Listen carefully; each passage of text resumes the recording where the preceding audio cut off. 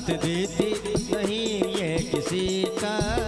क्या भरोसा है इस जिंदगी का, साथ देती नहीं ये किसी का।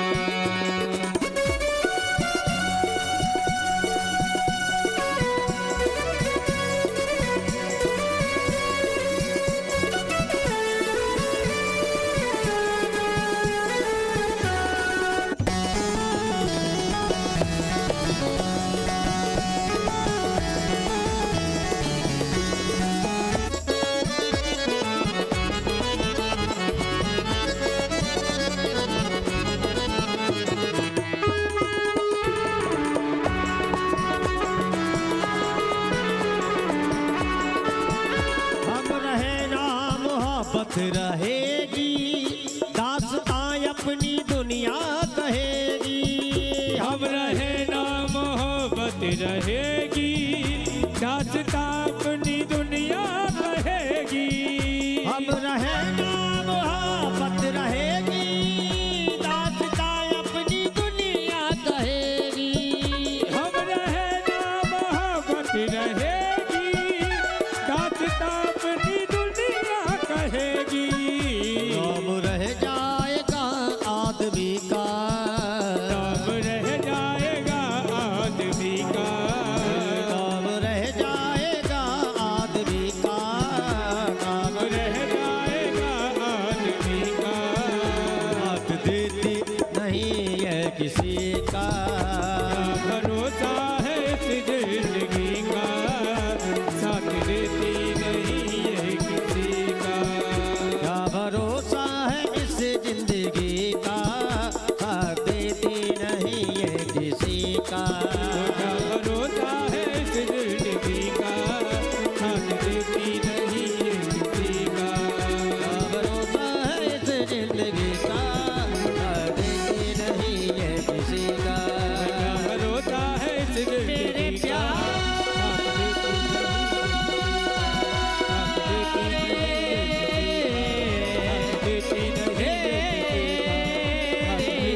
प्यार साथ देती नहीं है किसी का।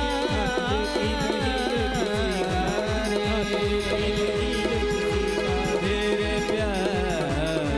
है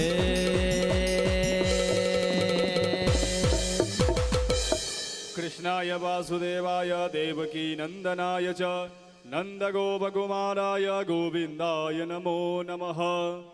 निगमकल्पतरोर्गलितं फलं शुकमुखादमृतद्रवसंयुतं पिबत भागवतं रसमालयं मुहुरहो रसिका भुवि भावुकाः।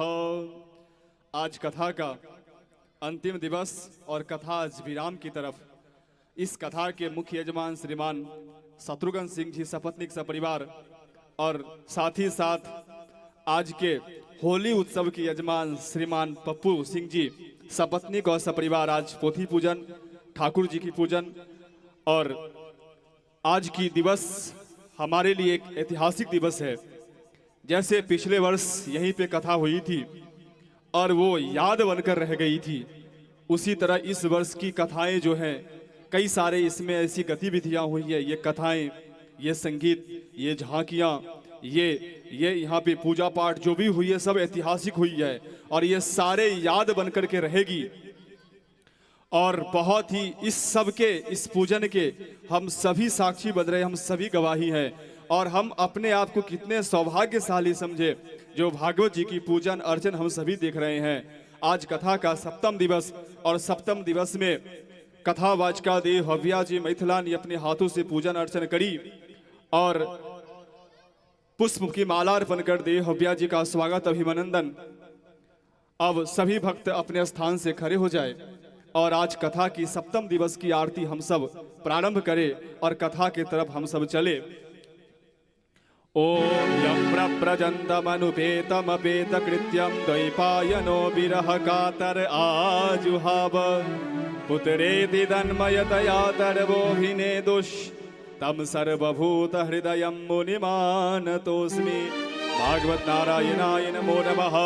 इदं भव्यं तुलसीमाल्यं समर्पयामि भूर्भुवः स्वः भागवत नारायणाय नमः सुकाय नमो नमः बालकृष्णाय नमो नमः भूर्भुवः तुलसी देव्यै नमो नमः भागवत भगवान की जय ज्वाला मालिन्यै नमः रत्नेश्वर्यै नमो नमः आरार्तिक्यं प्रज्वाल्य चन्द्रमा मनसो जात चक्षुः सूर्यो अजायत श्रोत्राद् वायुश्च प्राणश्च मुखाद् अग्निरजायत भूर्भुवः स्वः ज्वाला मालिन्ये नमः रत्नेश्वर्ये नमो नमः गंधाक्षत पुष्पै संपूज्य। आइए हम सब आरती करें। कर्पूर गौरम करुणावतारम संसार सारम भुजगेन्द्रहारम सदा वसंतम हृदयारविंदे भवं भवानी सहितं नमामि।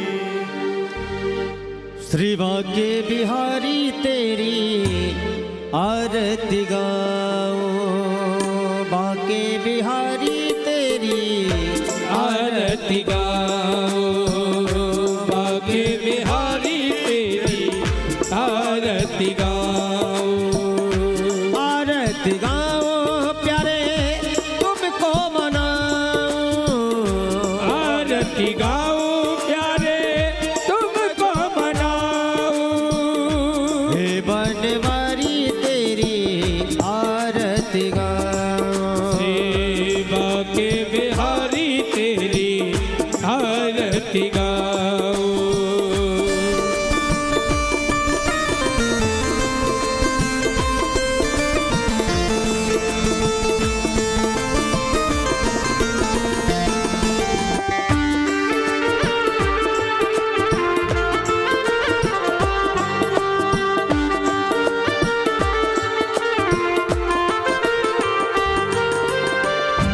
और मुकुट तेरे शीश पे सो है, और मुकुट तेरे शीश पे सो है।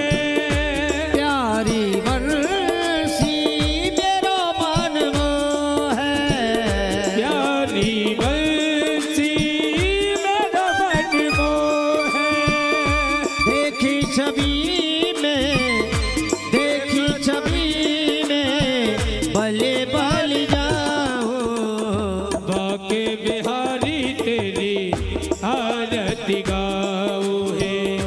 कुंज बिहारी तेरी आरती गाओ।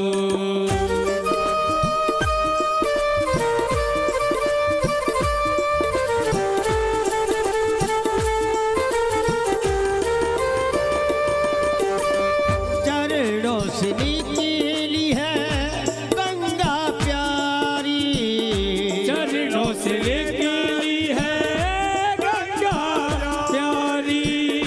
जिसने सारी दुनिया तारी, होए जिसने सारी दुनिया तारी।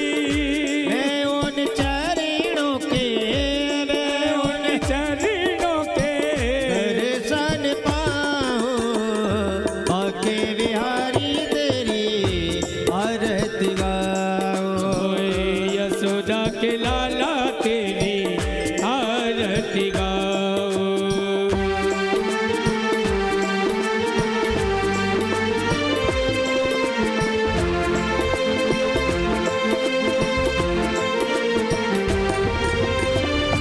दास अनाथ के नाथ आप हो, व्यास अनाथ के नाथ आप हो।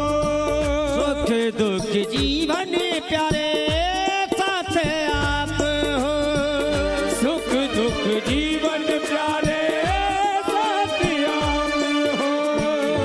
मैं उन चरणों में, मैं उन चरणों में शीश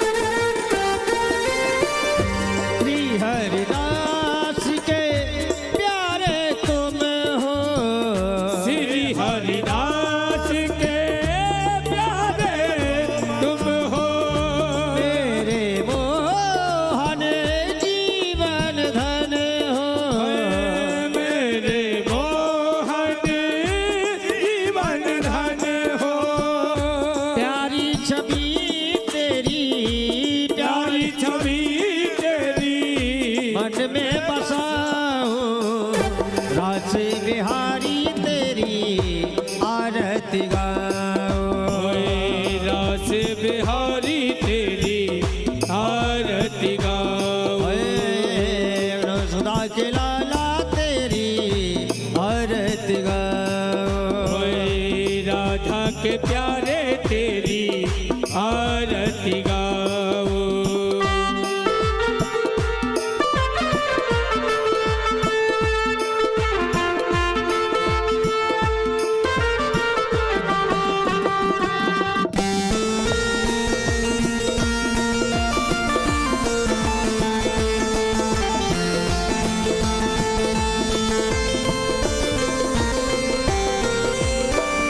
संग सो है ब्रस भानु दुलारी।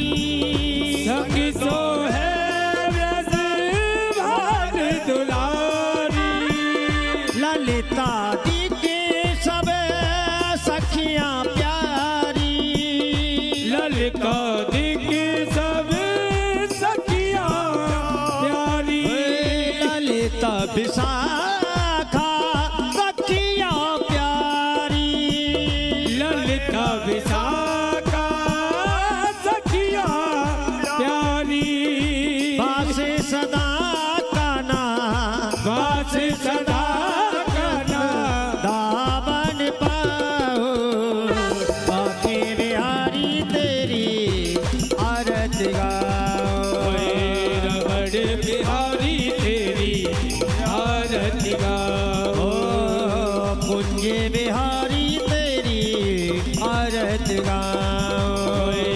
राधा के प्यारे तेरी आरती गाओ। मुरली मनोहर तेरी आरती गाओ। मुरली मनोहर तेरी आरती गाओ। कर्पूर गौरम करुणावतारम संसार सारम भुजगेन्द्रहारम सदा वसल्तम हृदयारविन्दे भवं भवानी स्वतं नमामि। मंगलम भगवान विष्णु मंगलम गरुड़ध्वज मंगलम पुंडरीकाक्ष मंगलाचनो हरि। सर्व मंगल मंगले शिवे सर्वार्थ साधिके शरण्यंबिके गौरी नारायणी नमोस्तुते। नारायणी नमस्तुते। नारायणी नमोस्तुते। गुरुर्ब्रह्मा गुरुर्विष्णु गुरुर्देवो महेश्वर तस्मै श्री गुरुवे नमः। तस्मै श्री गुरुवे नमः। तस्मै श्री गुरुवे नमः। यानि कानि च पापानि जन्मान्तरकृतानि च तानि सर्वाणि नश्यन्तो प्रदक्षिणां पदे पदे। पुष्पै देवताय वन्दनं सर्वदेवताय वन्दनं दशुर्दीक्षोऽपि परमात्माभिवन्दनं। गुरोरिवन्दनं स्वात्मकल्याणार्थे आत्माभिवन्दनं। स्वयं आरती ले ले। आरती लेकर के हाथ धो ले, हाथ में पुष्प ले ले, मंत्र पुष्पांजलि करे। ओम विश्वतश्चक्षुरुत विश्वतो मुखो विश्वतो बाहुरुत विश्वत्सपात शम्बाहुव्यान्धमति संवदतेर्त्यावा भूमि जनयन् देव एकः। आरती ले ले और अपने हाथों के जो पुष्प है, पुष्प ठाकुर जी पे अर्पण करे।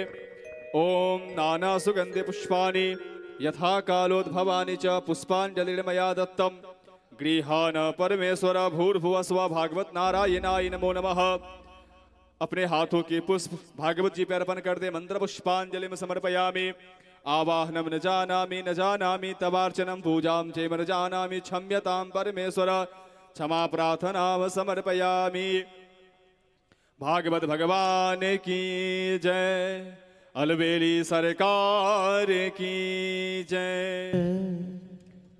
सभी भक्तगण आरती लेकर के और अपने अपने स्थान पर बैठ जाए। आज हम फिर से गुहार प्रतिदिन की भांति लगा रहे हैं, जो आज पुनः आप सब ये कथा की अंतिम दिवस और विराम दिवस है। हम कल आप सभी से आग्रह किए थे कि 6 दिन जो आए हैं उनको तो आना ही आना है, लेकिन जो नहीं आ पाए हैं उनके लिए भी कोई बात नहीं है। आज की कथा में निश्चित रूप से आए। आज की कथा में 2 महालाभ हमें प्राप्त होने वाला है।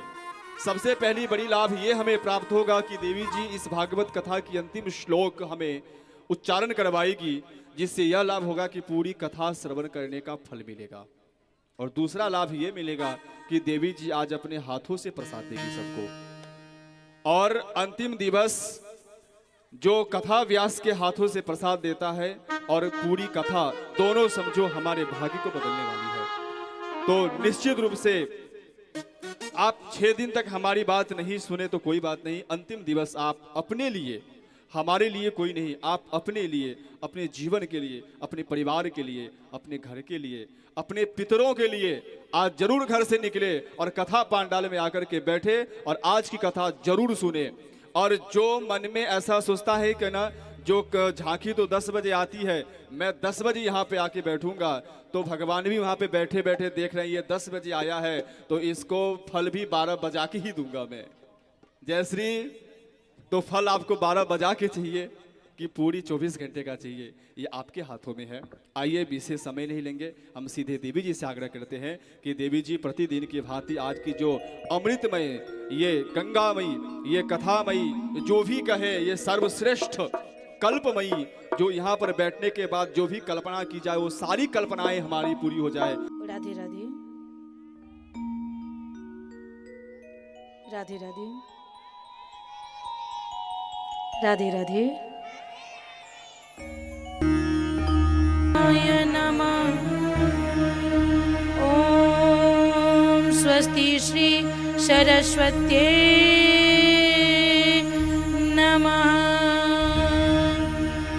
ओम स्वस्ति श्री गुरुचरण कमलेभ्यो नमः। ओम नमो वक्रतुंड महाकाय मति प्रदे में वास। मेरे प्यारे मोहना मोमन गयो समाय, तेरा मुख देखे बिना मोहे कछु नाही सुहाय। लेते सदा सुधी दीन की सहज दया के धाम, जननी जगनक से जीव के प्रभु श्री सीता राम। प्रेम से बोलिए रामचंद्र भगवान की जय हो। श्री बांके बिहारी लाल की जय हो। राधा रानी सरकार की जय हो। भागवत भगवान की जय हो। व्यास जी महाराज की जय हो। सुखदेव जी महाराज की जय हो। जय जय श्री राधे। आइए अपने मन वाणी को पवित्र करने के लिए हम भगवान का संकीर्तन करते हैं, दोनों हाथ से ताली बजा के। राधा रानी की जय, महारानी की जय। राधा रानी की जय, महारानी की जय। राधा रानी की जय, महारानी की जय। राधा रानी की जय, महारानी की जय। राधा रानी की जय, महारानी की जय। राधा रानी की जय, महारानी की जय। बोलो बरसाने वाली की जय।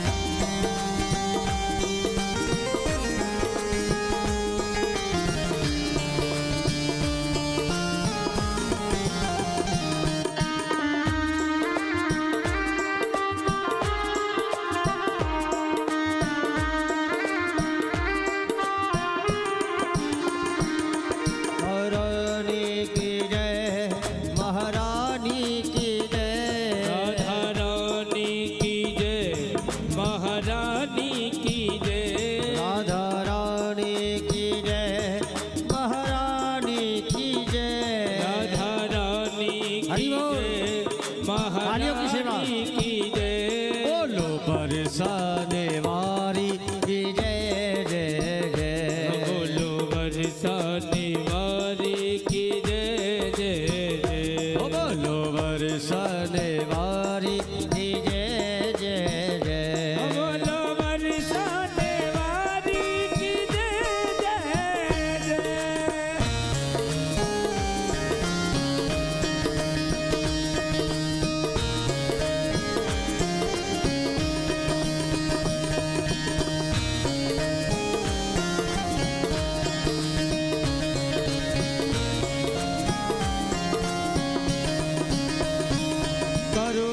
करुणामयी करुणामयी कृपामयी कृपामयी करुणामयी करुणामयी कृपामयी कृपामयी मेरी दयामयी राधे करुणामयी कृपामयी मेरी दयामयी राधे करुणामयी कृपामयी मेरी दयामयी राधे।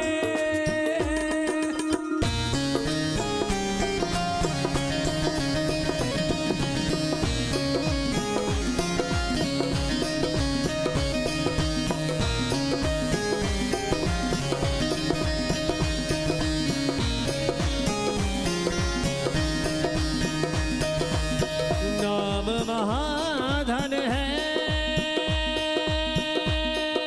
अपनो नहीं दूसरी संपत्ति और कमानी थोड़ी अटारी अटा जग की हमको कुटिया ब्रज माही बनानी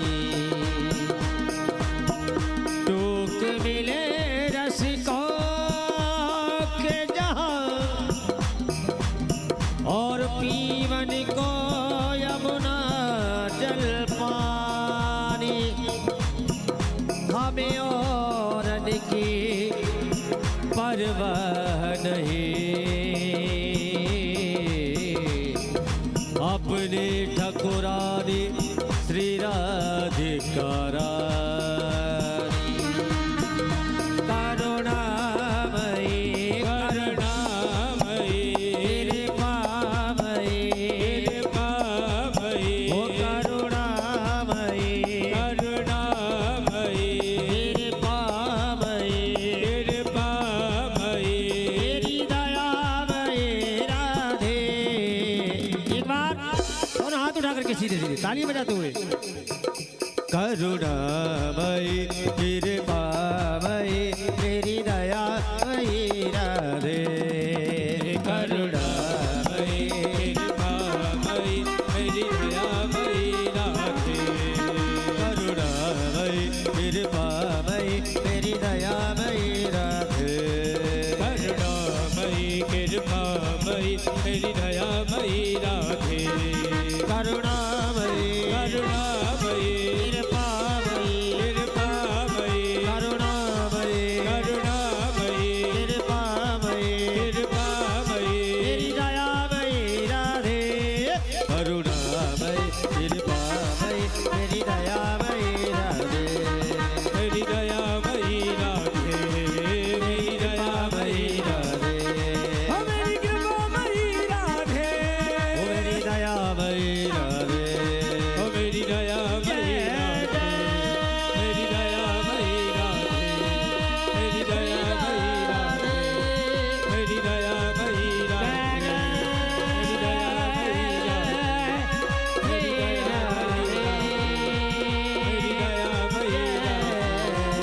दयामयी राधे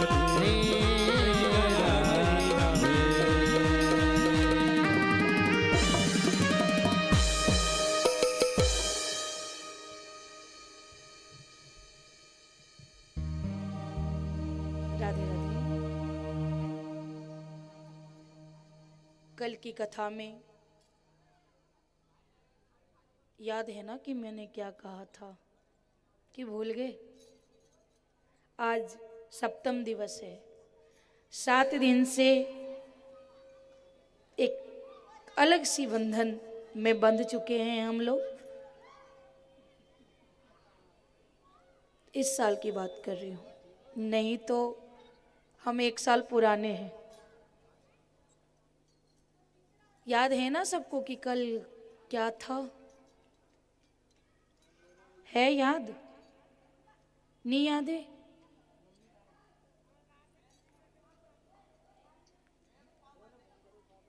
कल हमारे गोविंद और माता रुक्मणी का पानीग्रहण संस्कार था, जो कि अभी भी बाकी है आधी। अभी तो एक ही हुआ है, बाकी का आज विवाह करवाएंगे। कल जो कथा मैंने संक्षेप में लिया था, आज सबसे पहले उस पर प्रकाश डालेंगे, इसके बाद विवाह में चलेंगे।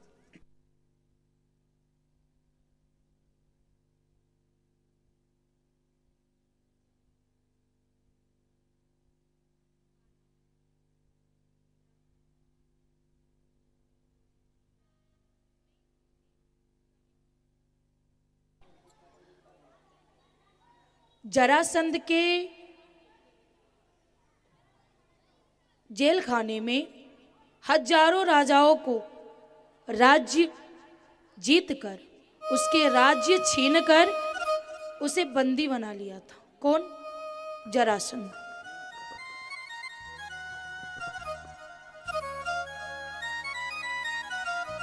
और जरासंध था कौन?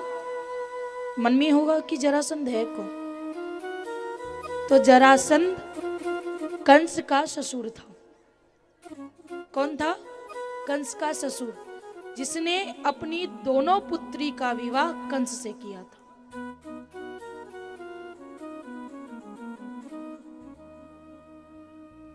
यहाँ पास में कोई आयोजन रखते हैं क्या? फिर इतनी शोर।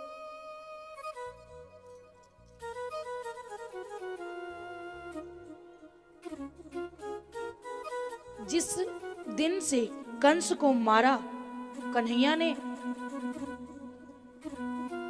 उस दिन से जरासंध ने जिस प्रकार बचपन से यौवनावस्था तक एक ना एक दैत्य भेजता रहता था कृष्ण को मारने को, उसी प्रकार जब से कंस को मारा तब से जरासंध को बहुत कष्ट हुआ। ये तो स्वाभाविक है कि कष्ट होएगा कि पिता के रहते अगर उसकी पुत्री विधवा हो जाती है तो सबसे बड़ी विपत्ति मानी जाती है। और मारने वाला कौन था? कृष्ण था, इसलिए दुश्मनी हो गई। कल की कथा में मैंने ये भी बताई थी कि कन्हैया ने परसों कह करके गोपियों को बरसों नहीं आए। तो सबके मन में होगा कि जब कृष्ण ऐसा कर सकता है तो आजकल के लड़का कर रहा है तो कौन सी बड़ी बात है? मन में हुआ होगा कि वो वादा पूरा नहीं किया। लेकिन बताया कि जो प्रेम करता है ना वो कभी कष्ट नहीं दे सकता। तो जब कन्हैया ने कंस को मारा तो मारने के बाद कंस के पिता को राजा बना दिया, मथुरा का नरेश बना दिया। लेकिन इतने सामर्थ्यता नहीं थी कि जरासंध से वो लड़ सकते। वहां भी रहना जरूरी था क्योंकि बार बार वो आक्रमण कर रहा था मथुरा पे। अगर कृष्ण गोकुल चले जाते तो जरासंध उसके पिता को मार करके मथुरा छीन लेता, फिर से वही हालत हो जाती, कंस के मारने का महत्व बच ही नहीं जाता। तो मन में होगा कि दिन में आक्रमण करता था या रात में करता था, घंटे 2 घंटे की बात थी, जाके मिल सकते थे, कह सकते थे कि हम इस काम से बिजी हैं, हम नहीं आ पाएंगे। गोपी को क्यों परेशान किया?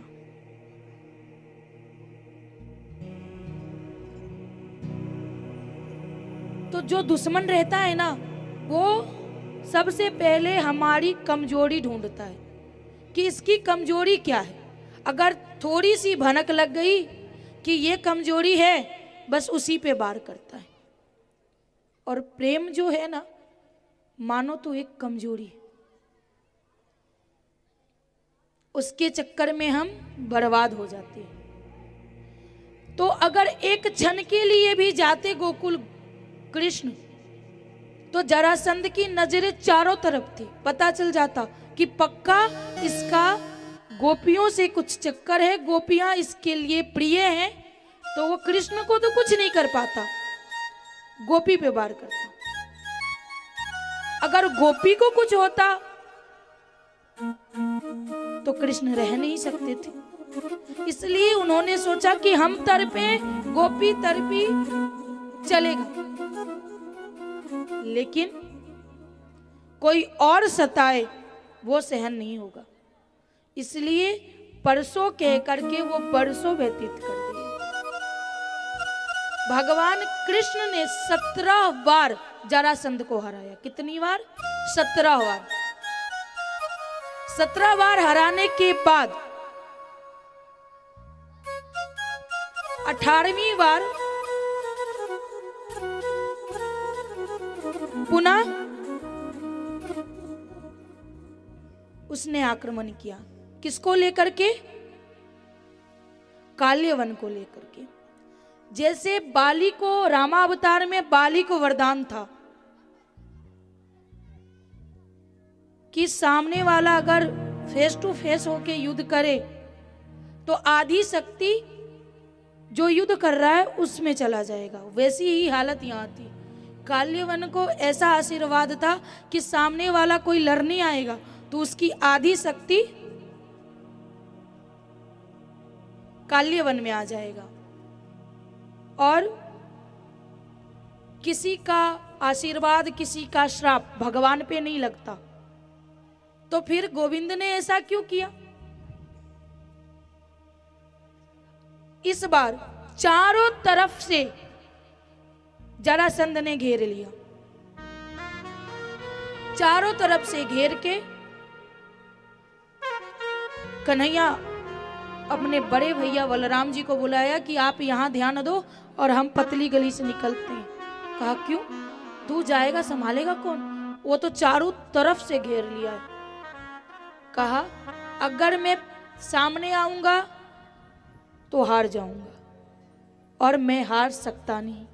और दूसरी बात, अगर मैं चतुर्भुज रूप में आकर युद्ध करूं तो काल्यवन हारेगा, लेकिन ब्रह्मा जी का आशीर्वाद है उस पे तो वो विफल हो जाएगा।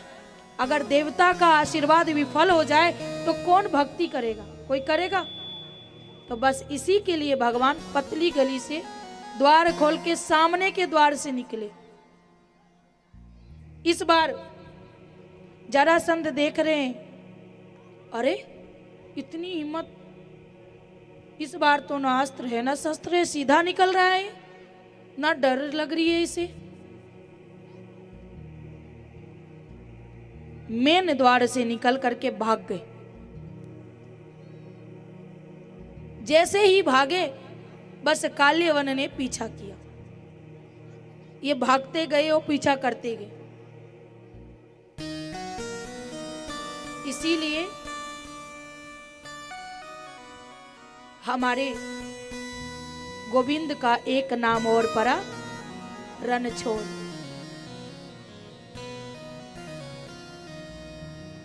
रण छोड़कर भाग गए, इसलिए क्योंकि भगवान का आशीर्वाद विफल ना हो। भाग के मुचकुंद राजा थे, जो एक बार दैत्यों ने देवतागण पे आक्रमण की, तो उस समय मुचकुंद जो थे समर्थ राजा थे, तो उस समय सहायता की किनको? देवताओं को। तो देवताओं ने बोला कि आप जो मांगोगे वो मिलेगा, क्योंकि आपने हमें मदद किया है। कहा अभी मैं आराम करूंगा, जितनी दिन मैंने युद्ध की है उतने 2 गुना मैं आराम करूंगा। अगर कोई हमें डिस्टर्ब करे तो मेरी नजर पड़ते ही भस्म हो जाए। ये बात कृष्ण को पता थी। जो इस गुफा में अभी मुचकुंद राजा है, अगर हम जाएंगे तो वरदान है उसे कि नजर पड़ेगी वो भस्म हो जाएगा, और ऐसे हरा नहीं सकते उसको। इसलिए मुचकुंद के गुफा में घुस गए, अपनी पटका उतार मुचकुंद को उड़ा दिया। और जैसे ही उड़ाए काल्यवन पीछे से आया। कहा इतनी हिम्मत, वहां से भाग करके आया है और इधर आराम फरमा रहा है। जैसे ही पटका हटाई, मुचकुंद राजा की नयन खुली और नयन काल्यवन पर पड़ा। काल्यवन तुरंत भस्म। अब समुद्र में जाकर के एक दिव्य भवन, एक दिव्य महल का निर्माण किया। किनको बुला करके? ये घरवर बनता है वो कौन से देवता बनाते हैं पता है? विश्वकर्मा। बबलू जी की लड़की स्मार्ट बहुत है, उसे सब कुछ पता है।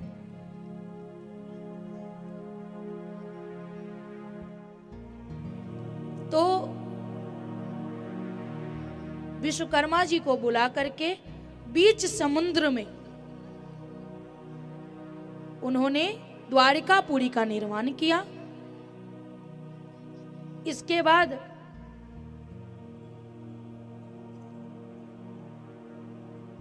अब उनकी विवाह होगी। ये तो निश्चित है कि घर द्वार ना रहे तो किसी लड़का का विवाह नहीं होता है ना।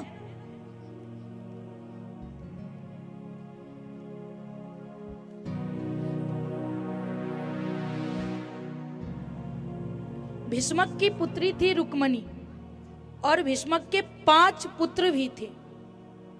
5 पुत्र के बाद एक पुत्री थी माता रुक्मणी। रुक्मणी विवाह योग्य जब हो गई तो उनके पिता बहुत संस्कारी और सर्वगुण संपन्न थे। उन्होंने अपने बड़े पुत्र रुक्मी को कहा कि हमें पुत्री का विवाह कृष्ण से करना है।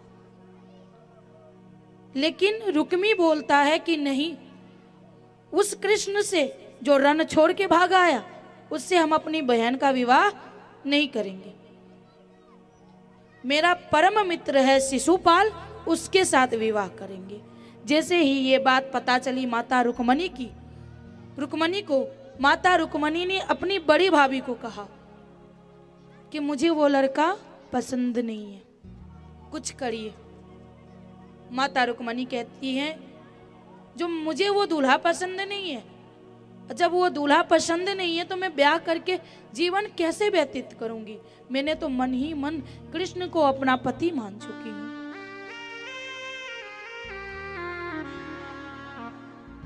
भाभी कहती ऐसे नहीं चलेगा, आपके भैया नहीं सुनेंगे।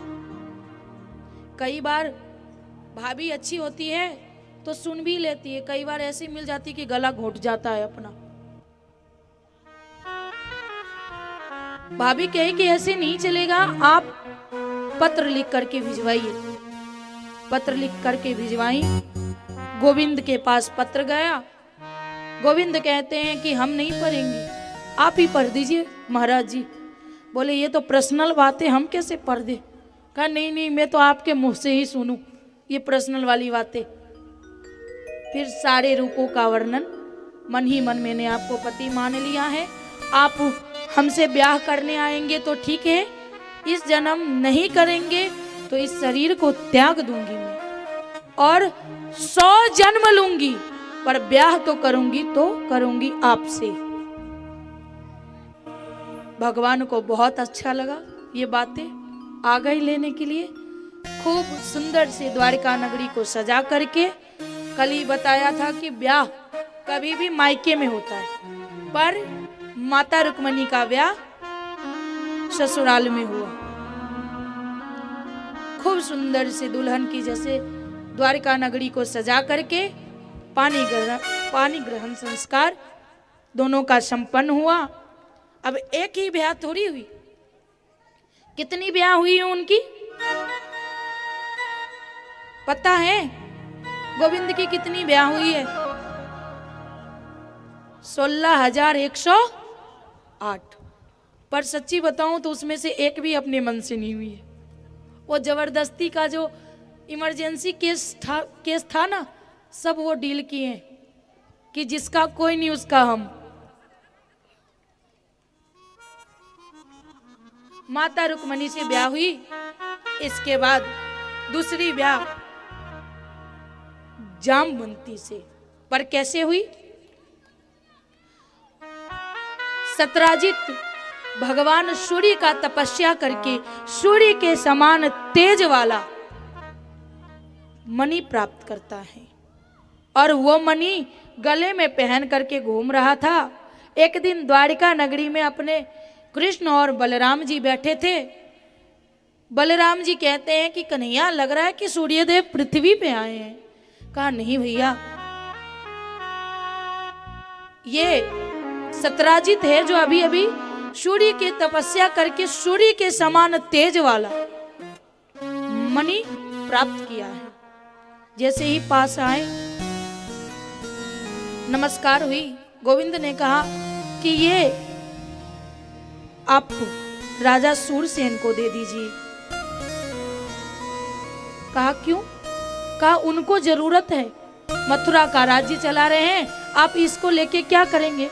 तो आप सबके मन में होगा कि वो मणि ऐसा क्या था मणि में? मणि में एक गुण था, पूरे दिन में वो 8 भर सोना अपने आप ही देता था। सत्राजित कहता है नहीं, ये मणि मुझे मिला है तो ये मणि मैं किसी को नहीं दूंगा। कहा ये आपकी इच्छा, आप दो या ना दो, बात खत्म हो गई। दूसरे दिन सूरसेन का भाई, सत्राजित का भाई था प्रसेन। अब हम कुछ लेके आते हैं तो जब हमसे छोटे छोटे भाई बहन रहते हैं तो हम क्या करते हैं? अपनी सामान उसे दे देते हैं। सत्राजित ने ऐसा ही किया। वो मणि अपने भाई प्रसेन के गले में बांध दी। प्रसेन वो मणि पहन करके शिकार खेलने गए। सिंह के द्वारा वो मारा जाता है, लेकिन आरोप किस पे लगती है?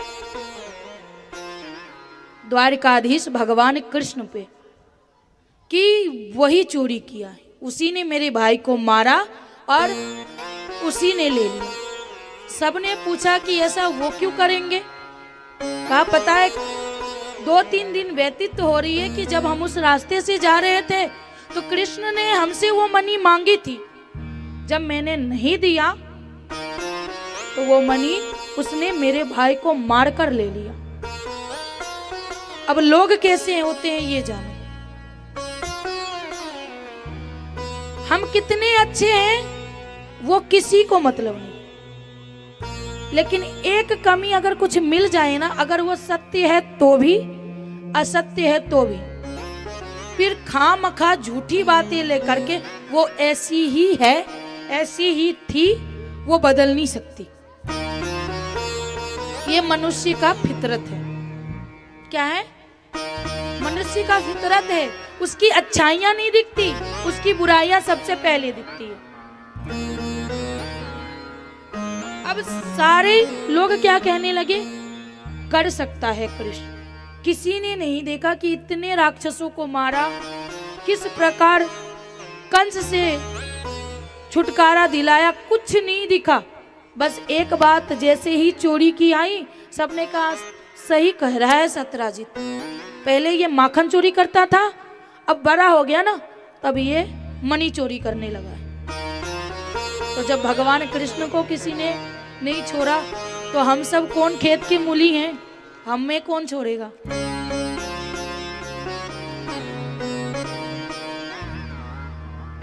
अब भगवान ने संकल्प लिया, नहीं, जब तक मैं वो मणि वापस ला करके सत्राजित के हाथ में ना थमा दूं, तब तक मैं द्वारिका वापस नहीं आऊंगा। निकल गए द्वारिका से। जंगल में ढूंढने लगे कि सत्राजित कहाँ है, कैसे मरा, पता लगाने लगे। तब उन्होंने देखा कि एक कुटिया में एक कन्या उसी मणि से खेल रही है। तो बुलाया, इधर आओ, ये मणि कहाँ से मिली?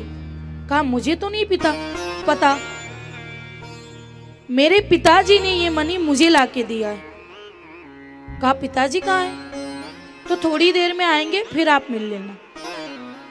थोड़ी देर बाद जामवंत जी आते।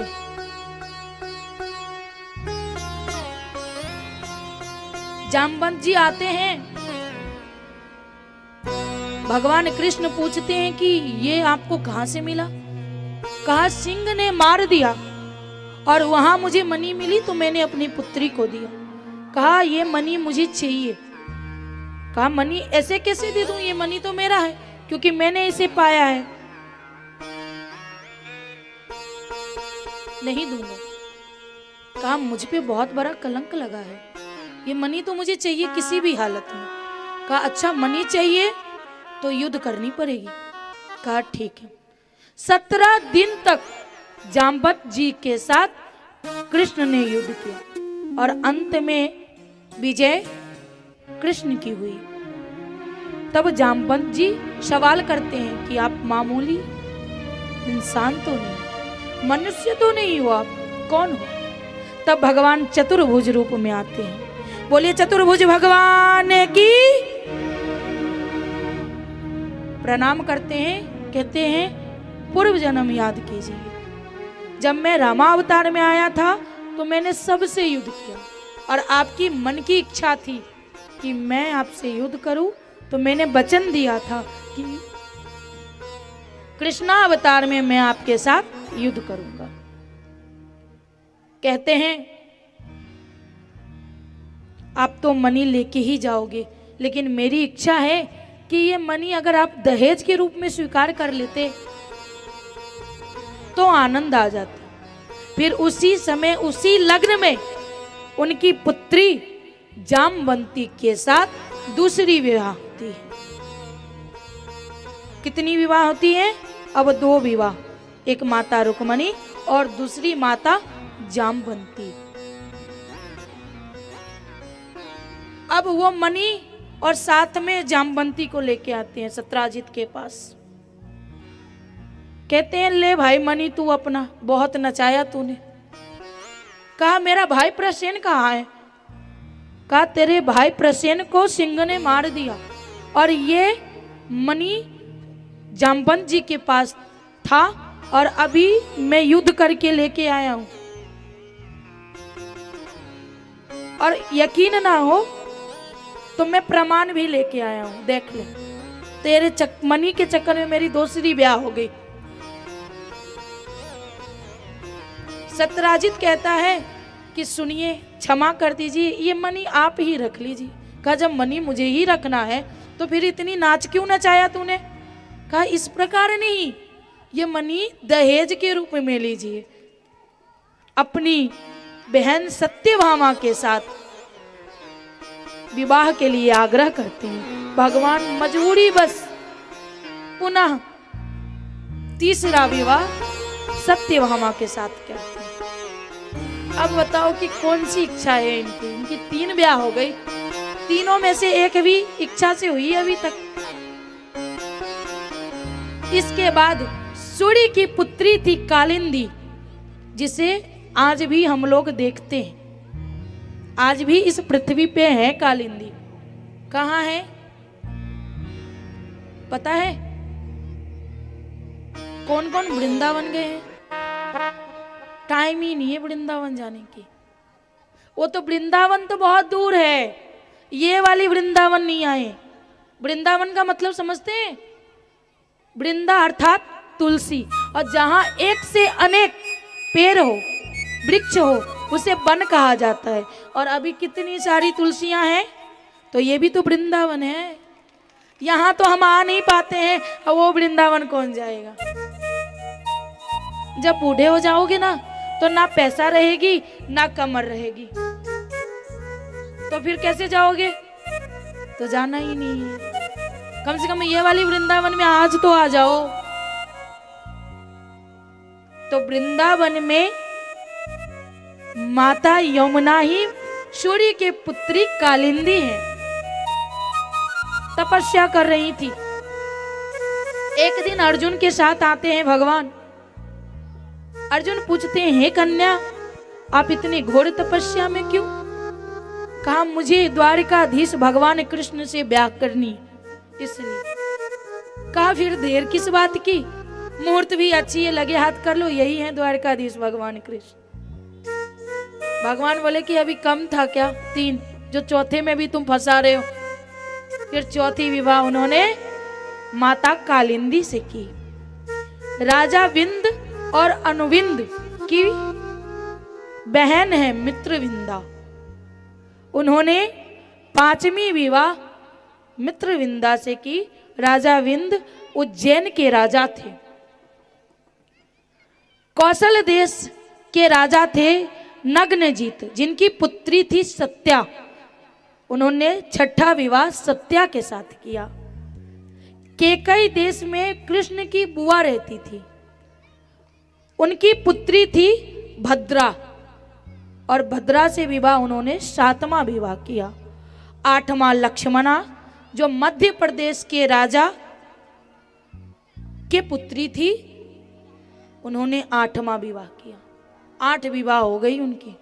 ये केस बहुत लंबी है, अगर सब पे प्रकाश डालेंगे ना तो आज विवाह नहीं संपन्न होगा, फिर कथा कल रखनी पड़ेगी, इसलिए ज्यादा विस्तार नहीं। इसके बाद पृथ्वी का पुत्र था भौमासुर। उसने मन ही मन सोचा, जैसे हम सोचते हैं ना कि कन्हैया ने इतनी रास रचाई तो हम भी रास रचाएंगे, बस सेम उसने भी सोचा। उसने क्या किया कि जितनी सुंदर कन्याएं थी सबका हरण करके ले आया और बंद कर दिया अपने जेल खाने में, कि जब बहुत कन्या हो जाएगी तो हम रास रचाएंगे। इसके चक्कर में कम से कम उसने 16,100 कन्याओं को बंद कर दिया। उस जेल से वो लोग खत लिखती हैं, किनको? भगवान कृष्ण को, कि प्रभु बचाओ, हम भौमासुर के अधीन हैं, हमें बंद करके रखा है। भगवान को जैसे ही पत्र मिला तुरंत भौमासुर पे आक्रमण कर दिया और भौमासुर को उद्धार करके 16,100 कन्याओं को आजाद किया। कहा सब अपने अपने घर जाइए। कहते हैं सारी कन्या क्या कहती हैं कि क्या कहा आपने कि मैं घर जाऊं? कौन स्वीकार करेगा? जो महिलाएं एक दिन घर से बाहर जाए और रात्रि व्यतीत करके आ जाए उसे घर वाले स्वीकार नहीं करते हैं, लेकिन जेंट्स एक के बदले पूरे साल कहीं और रात व्यतीत करके आ जाए तो घर वाले भी और उस पत्नी को मजबूरन बस उसे स्वीकार करना पड़ता है, क्योंकि वो तो गलती कर ही नहीं सकता ना। कहते हैं ना वो लोग दूध के धुले रहते हैं, और कितने धुले रहते हैं वो हम सब जानते हैं, पर हम शेयर नहीं करते।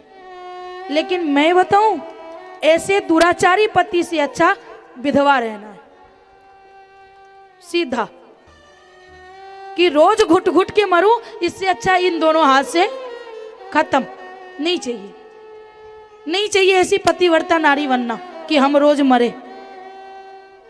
क्योंकि एक हम अगर अच्छे भी हैं, किसी मंदिर पे भी रात व्यतीत करते हैं तो हमें कोई स्वीकार नहीं करता, लेकिन ये पुरुष हमारे नजर के सामने गलती करते हैं तो हम स्वीकार करते हैं। क्यों? कहा जाता है कि वो मर्द है, तो मर्द है तो क्या है, कहीं का शेर है, तो हम भी शेर नहीं है ना। हम ये इच्छा रखते हैं कि हमारी पत्नी सीता की जैसी मिलनी चाहिए, लेकिन हम राम बने या ना बने, हम रावण है पर पत्नी सीता की जैसी चाहिए। तो जब आप राम नहीं तो सीता कैसे आएगी? नहीं आएगी ना। पहले एक रावण था, अब घर घर रावण है कि नहीं है? पर हम सब सम रहते हैं। क्यों? मायके वाले के डर से, क्योंकि मायके वाले भी नहीं रखते हैं। कहते हैं ब्याह कर दिया, अब जमाई जी के साथ आएगी तो ठीक है, नहीं तो घर बंद है मेरा। पर जमाई जी कुकर्मी रहे, दुराचारी रहे, सब रहे, अगर मायके से सपोर्ट मिल जाए थोड़ी से तो हम सब निपट लेंगे, है कि नहीं है? ऐसे निपटाना नहीं है। पत्नी का मतलब क्या होता है? पतन मार्ग से रोके, जहां पतन होए उस रास्ते पे ना जाने दे, है कि नहीं है? इसका मतलब ये नहीं कि गला घोट के खत्म कर दे, उन्हें सही रास्ते पे लाओ, समझाओ, डांटो, फटकारो, जैसे समझे वैसे समझाओ, सही रास्ते पे लाओ। क्योंकि अब अकबर से बड़ा कोई दुराचारी नहीं था, लेकिन जोधा जाके पूरी संभाल ली उसे। तो हमें वैसी बननी है। आज राम का नाम क्यों लेते हैं? क्योंकि माता सीता उनकी साथ थी, तब वो राम थे। कहती हैं कि हमें कोई और नहीं स्वीकार सकता, हमारे पास दो ही चारा है। क्या? या तो हम आत्महत्या कर ले, नहीं तो हम बस ऐसे ही वैश्यावृत्ति में रहे। भगवान सोचते हैं कि दोनों में पाप है। एक ही मुहूर्त में 16,100 कन्याओं से एक ही मुहूर्त में उन्होंने विवाह कर लिया। विवाह करके द्वारका नगरी को तो वैसे ही पहले से सजा रखा था, कोई ज्यादा दिन व्यतीत नहीं हुई थी, तब तक कितनी ब्याह हो गई उनकी। सबको, अब बड़े बड़े राजा रहते थे ना, उसमें बड़े बड़े कमरे और सारे पत्नियों को एक एक कमरे, सबको अलग अलग, सबकी अच्छी व्यवस्था करवा दी। अब पता कैसे चलेगा कि इसमें से कौन सी नाराज है? ऐसा नहीं कि उनमें से नाराज नहीं होती थी, नाराज भी होना एक शोभा है। अगर प्रेम में नाराज नहीं होंगे तो मनाएंगे कैसे वो, और मनाएंगे नहीं तो फिर प्रेम कैसे बढ़ेगा? इसके लिए अभी तो एक पत्नी रहती है, एक घर वाली और 2-3 बाहर वाली, तो हम निपटा लेते हैं। घर में तो एक ही रहती है ना, जो सत्य है वो बता रही हूँ। तो घर में एक ही रहती है तो नाराज होती है, तो बर्तन वर्तन पटकने के बाद पता चल जाता है कि ये नाराज है। पर ये 16,108 कैसे पता चलेगा कि कौन सी पत्नी नाराज है? तो इसके लिए एक कुप भवन रहता था, मतलब कुपित। अब जो रानी उसमें मिले ना, मतलब समझ लो कि ये कुपित है। फिर उनकी बातें सुनना, उनकी समाधान करना, उनको लार प्यार करना, फिर वो मान जाती। ऐसे करके सब रूठती थी। 2-4 दिन पर 16,000 में जितनी थी सब रूठती थी, लेकिन माता रुक्मणी आज तक नहीं रूठी। कन्हैया एक दिन मन ही मन सोचते हैं कि कभी रुक्मणी नहीं रूठती है, जब देखो तब हंसती रहती है। कभी तो मैंने उसे कुप भवन में क्या वैसे भी नाराज होते हुए नहीं देखा। फिर सोचते हैं आज नाराज करते हैं इसको। आ गए उसके रूम में और कहा, चुपचाप बैठ गए, ना बोल रहे, ना हंस रहे, ना कुछ कर रहे। माता रुक्मणी पूछती हैं, कुछ दिक्कत है क्या? आप हंस नहीं रहे, आपने आया तो कुछ बोला भी नहीं, कोई प्रॉब्लम? कुछ नहीं बोल रहे हैं, चुप। अब अगर प्रेमी चुप हो जाए तो प्रेम क्या जो होती है डगमगा जाती है कि कौन सी समुद्र किधर से उछल गई। अब माता रुक्मणी मन ही मन घबरा रही कि हो क्या गया, आज गोविंद बोल क्यों नहीं रही कुछ। चरण में बैठ करके पूछती है, कोई गलती हो गई क्या मेरे से? कहा नहीं, कोई गलती नहीं हुई, ऐसी कोई बात नहीं है, आप अपना काम कीजिए। का कुछ तो हुआ है, आज तक मैंने नहीं देखा आपको। कहा एक प्रश्न बहुत सता रहा है। क्या? पूछ लेते आप। मुझे ये बात समझ में नहीं आई कि तूने ब्याह क्यों किया मेरे से। अब माता रुक्मणी की तो सर घूम गई। क्यों घूम गई? क्योंकि 16,108 पत्नी के साथ उन्हें 10-10 पुत्र और एक एक पुत्री हो गई थी। तब ये सवाल पूछ रहे हैं गोविंद। अब माता रुक्मणी के कितने बच्चे हैं? 11। और अब 11 बच्चे हो जाए फिर पति पूछे कि तुमने मेरे से क्यों ब्याह किया, तो दिमाग तो खटकेगी ना कि इतनी देर से दिमाग क्यों खुली इसको। एक बच्चे हुए तभी पूछ लेना चाहिए इनको कि कौन सी अदाएं मेरी पसंद आई जो तूने ब्याह कर लिया मेरे से।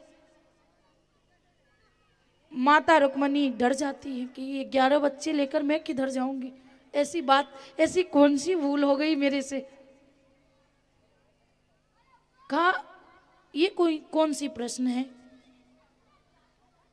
कहा है ना, जानना चाहता हूं कि ना तो मैं सुंदर हूं और ना मेरी में कोई ऐसी अदा है जिसे तूने पसंद किया हो।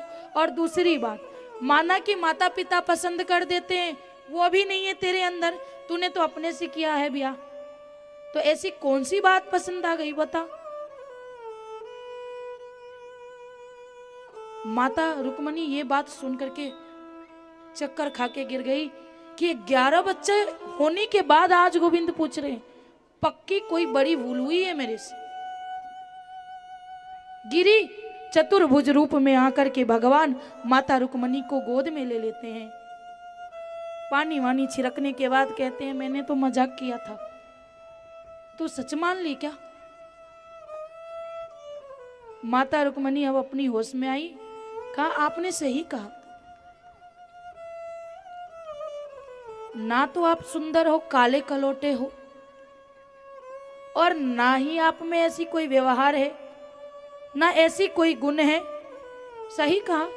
अब जैसे ही कहा, अब भगवान कहते हैं ले मैं तो मजाक कर रहा था, ये सत्य में मैं सुंदर नहीं हूं क्या? नहीं हूं। कोई गुण भी नहीं है मेरे में? नहीं, कोई गुण नहीं है।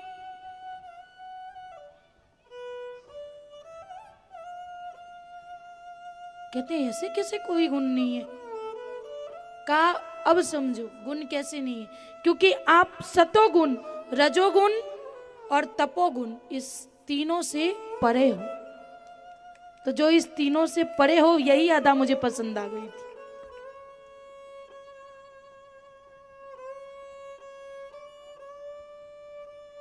अब तो एक मन में होगा कि भगवान ने इतनी जनसंख्या क्यों बढ़ा दी, है कि नहीं है? 1,61,080 इतने संतान की जनसंख्या थी उनकी। कितनी? 1,61,080 इनके वंशज में, मतलब इनके पुत्र और पुत्री हुई। और अभी तो नारा चल रहा है ना, हम दो हमारे दो।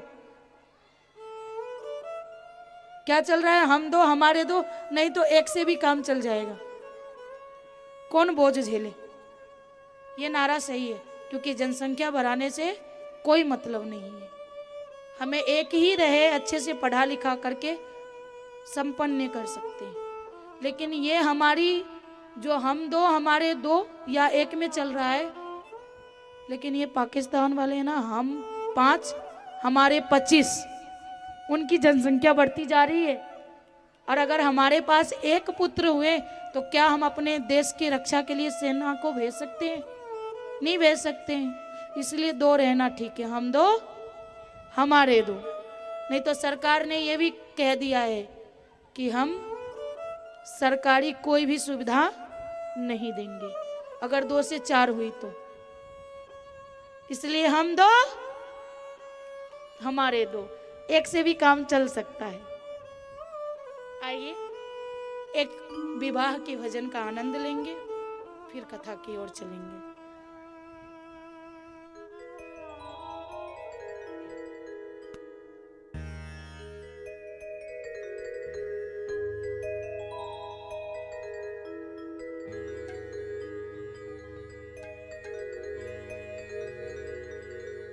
बोली वृंदावन बिहारी लाल की जय हो।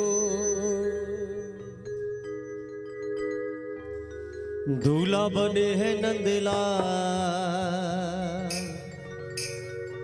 बधाई सारे भगतान।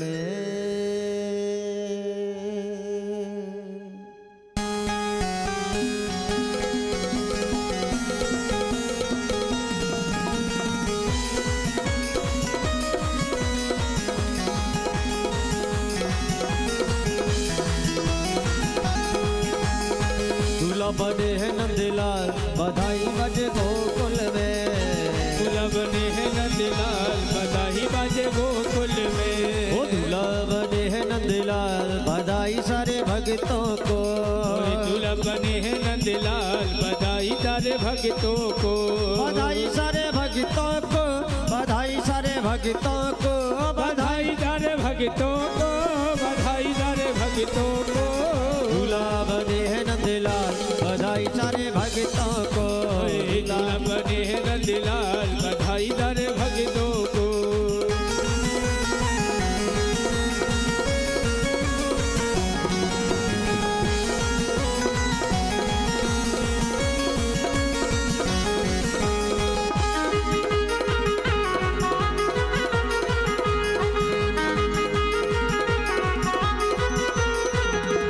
ब्रह्मा शंकर शिव गण नाचे, ब्रह्मा शंकर शिव गण नाचे। ब्रह्मा शंकर शिव गण नाचे। ब्रह्मा शंकर शिव गण नाचे। नारद जी की बीणा बाजे, नारद जी की बीणा बाजे। नारद जी की बीणा बाजे। नारद जी की बीणा बाजे। धूम दे दे ताल, बधाई सारे भक्ता को। दूल्हा बने हैं नंदलाल, बधाई सारे भक्ता को। बधाई सारे भक्तों को, बधाई सारे भक्तों को। बधाई सारे भक्तों को, बधाई सारे भक्तों को। दूल्हा बने हैं नंदलाल, बधाई सारे भक्तों को। दूल्हा बने हैं नंदलाल, बधाई सारे भक्ता को। देखिए, हम दुनिया की बारात में जाते हैं, बड़े झूमते नाचते हैं, और बड़ी सुंदर कथा का भी प्रसंग आपको सुनाया। बारात में ऐसे नहीं जाया जाता है खड़े होकर के नाचते झूमते हुए। हाँ, सभी खड़े होकर के एक बार बड़े भाव से। अरे दूल्हा बने हैं नंदलाल, बधाई सारे भक्तों को। दूल्हा बने हैं नंदलाल, बधाई सारे भक्तों को।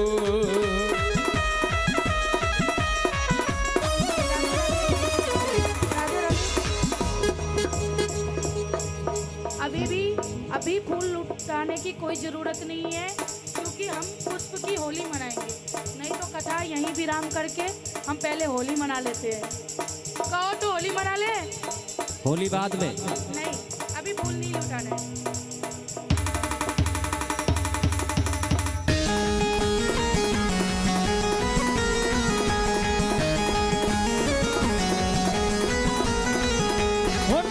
यशोदा झूमे गाए, यशोदा झूमे गाए। यशोदा झूमे गाए। नंद यशोदा झूमे गाए। उर्वासी मन में हर्षाए। उर्वशी मन में हर्षाए। उर्वासी मन में हर्षाए। उर्वशी मन में हर्षाए। नाचे दे दे ताल, बधाई सारे भगता ने। दूल्हा बने हैं नंदलाल, बधाई सारे भक्ता में। बधाई सारे भक्तों को, बधाई सारे भक्तों को। बधाई सारे भक्तों को, बधाई सारे भक्तों को। अरे दूल्हा बने हैं नंदलाल, बधाई सारे भक्तों को। दूल्हा बने हैं नंदलाल, बधाई सारे भक्तों को।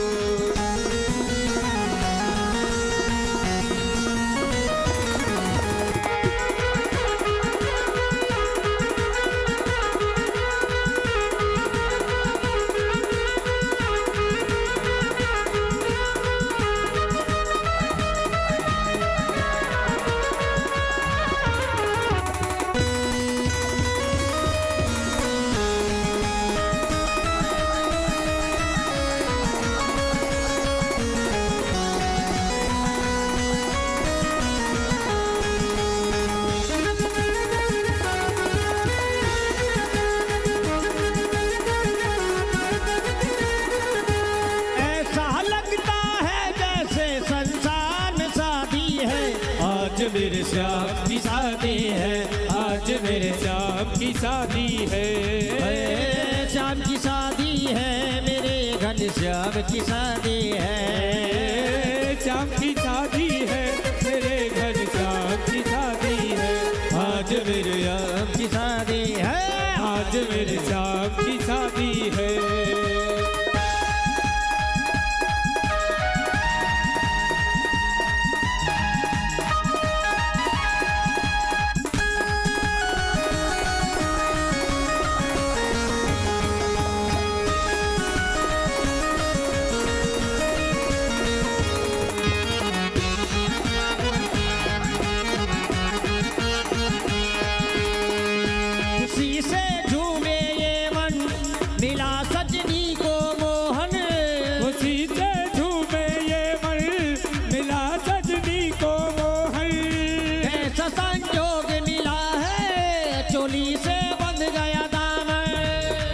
संजोग मिला है, चोली से बंध गया दामन हो।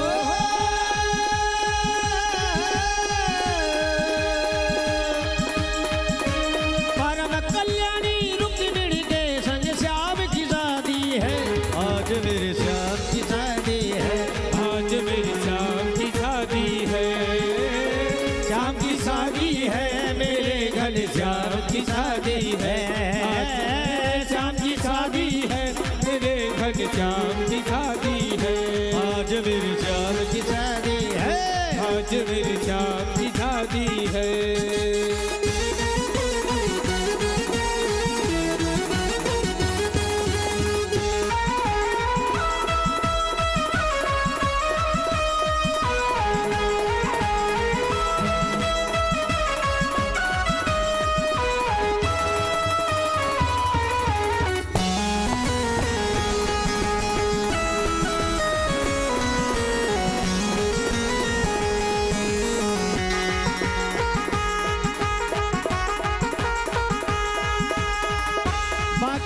खूबसूरत बड़ा शुभ लगन मुहूर्त। वक्त है खूबसूरत, बड़ा शुभ लगन मुहूर्त। देखो क्या खूब सजी है दूल्हे की भोली सूरत। देखो क्या खूब सजी है दूल्हे की भोली सूरत।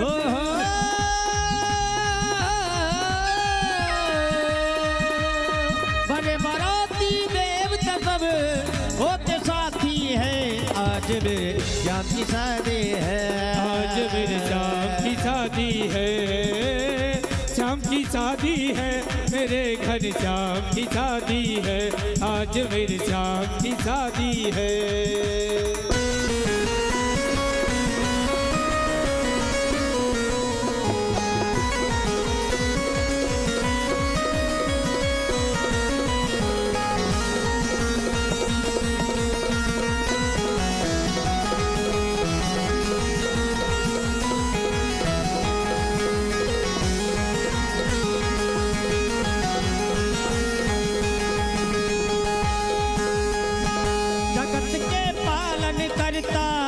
बने रुक्मिणी के भरता, जगत के पालन करता, बने रुक्मिणी के भरता।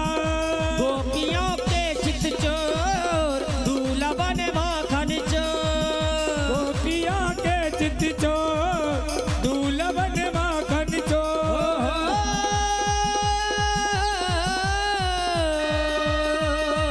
मधुमंगल और श्री दामा ने धूम मचा दी है। बोलिए द्वारकाधीश की जय हो, बोलिए रुक्मिणी की जय हो। आज मेरे श्याम की शादी है, आज मेरे श्याम की शादी है। आज मेरे श्याम की शादी है। आज मेरे श्याम की शादी है। ओ श्याम की शादी है, मेरे घनश्याम की शादी है। ओए श्याम की शादी है, मेरे घनश्याम की शादी है। आज मेरे श्याम की शादी है, आज मेरे श्याम की शादी है। आज मेरे श्याम की शादी है। आज मेरे श्याम की शादी है। बोलिए भागवत भगवान की। राधे रानी सरकार की। अभी केवल 1 मिनट आपका हम लेंगे और थोड़ी सी इस कथा के बीच में विधान डालेंगे। अभी तो आज अंतिम दिवस है तो सम्मान में ही ज़्यादा समय जाने वाला है आज, लेकिन अभी थोड़ी है। बता दूं जैसे कि हमारे अतिथि देवो भव में आज श्रीमान राहुल कश्यप जी सोनाली मिल से इन्होंने 21 रुपये का सहयोग दिए हैं। आप देवी जी से आकर के आशीर्वाद ग्रहण करें। श्रीमान राहुल कश्यप जी सोनाली मिल, संदीप मास्टर जी जो सोनाली मिल से हैं, संदीप मास्टर जी जिन्होंने 51 रुपये का सहयोग दिए हैं। आप देवी जी से आकर के आशीर्वाद ग्रहण करें। जिन भक्तों का नाम लिया जा रहा है जल्द से जल्द आकर के देवी जी से आशीर्वाद ग्रहण करें, क्योंकि हम नहीं चाहते हैं कि भक्त और देवी जी के बीच में हम व्यवधान ज़्यादा देर तक रहे। उसके बाद श्रीमान दीपक मास्टर जी जो सुकून रेसिडेंसी से हैं, श्रीमान दीपक मास्टर जी जो सुकून रेसिडेंसी से आए हैं, श्रीमान दीपक मास्टर जी इन्होंने 51, एक बार ताली के लिए बजाइए प्यार से। राधे रानी सरकार की। दीपक मास्टर जी इन्होंने 51 रुपये का सहयोग दिए हैं। और श्रीमान संतोष राय जी, ऐसा कॉन्ट या कॉट ऐसा लिखा हुआ है, 31 रुपये का इन्होंने सहयोग दिए हैं। श्रीमान संतोष राय जी इन्होंने भी, तो श्रीमान संतोष राय जी कॉन्ट्रैक्टर, उन्होंने भी सहयोग राशि दी है 31 रुपये की। ज्यादा समय लेंगे, एक बार जयकारा और सीधे देवी जी से जुड़ते हैं। भागवत भगवान की।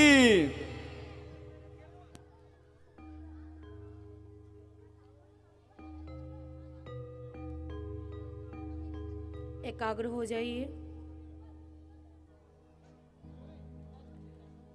एक दिन की बात है, भगवान कृष्ण अपने पुत्रों के साथ वन में जाते हैं गेंद खेलने के लिए। खेल रहे थे, अचानक सी वो गेंद कुएं में गिर गई। कुआं तो देखा है ना आप लोगों ने, देखा है। अब हमारी पीढ़ी नहीं देखेगी, आगे वाली पीढ़ी कुआं नहीं देखेगी, क्योंकि है ही नहीं।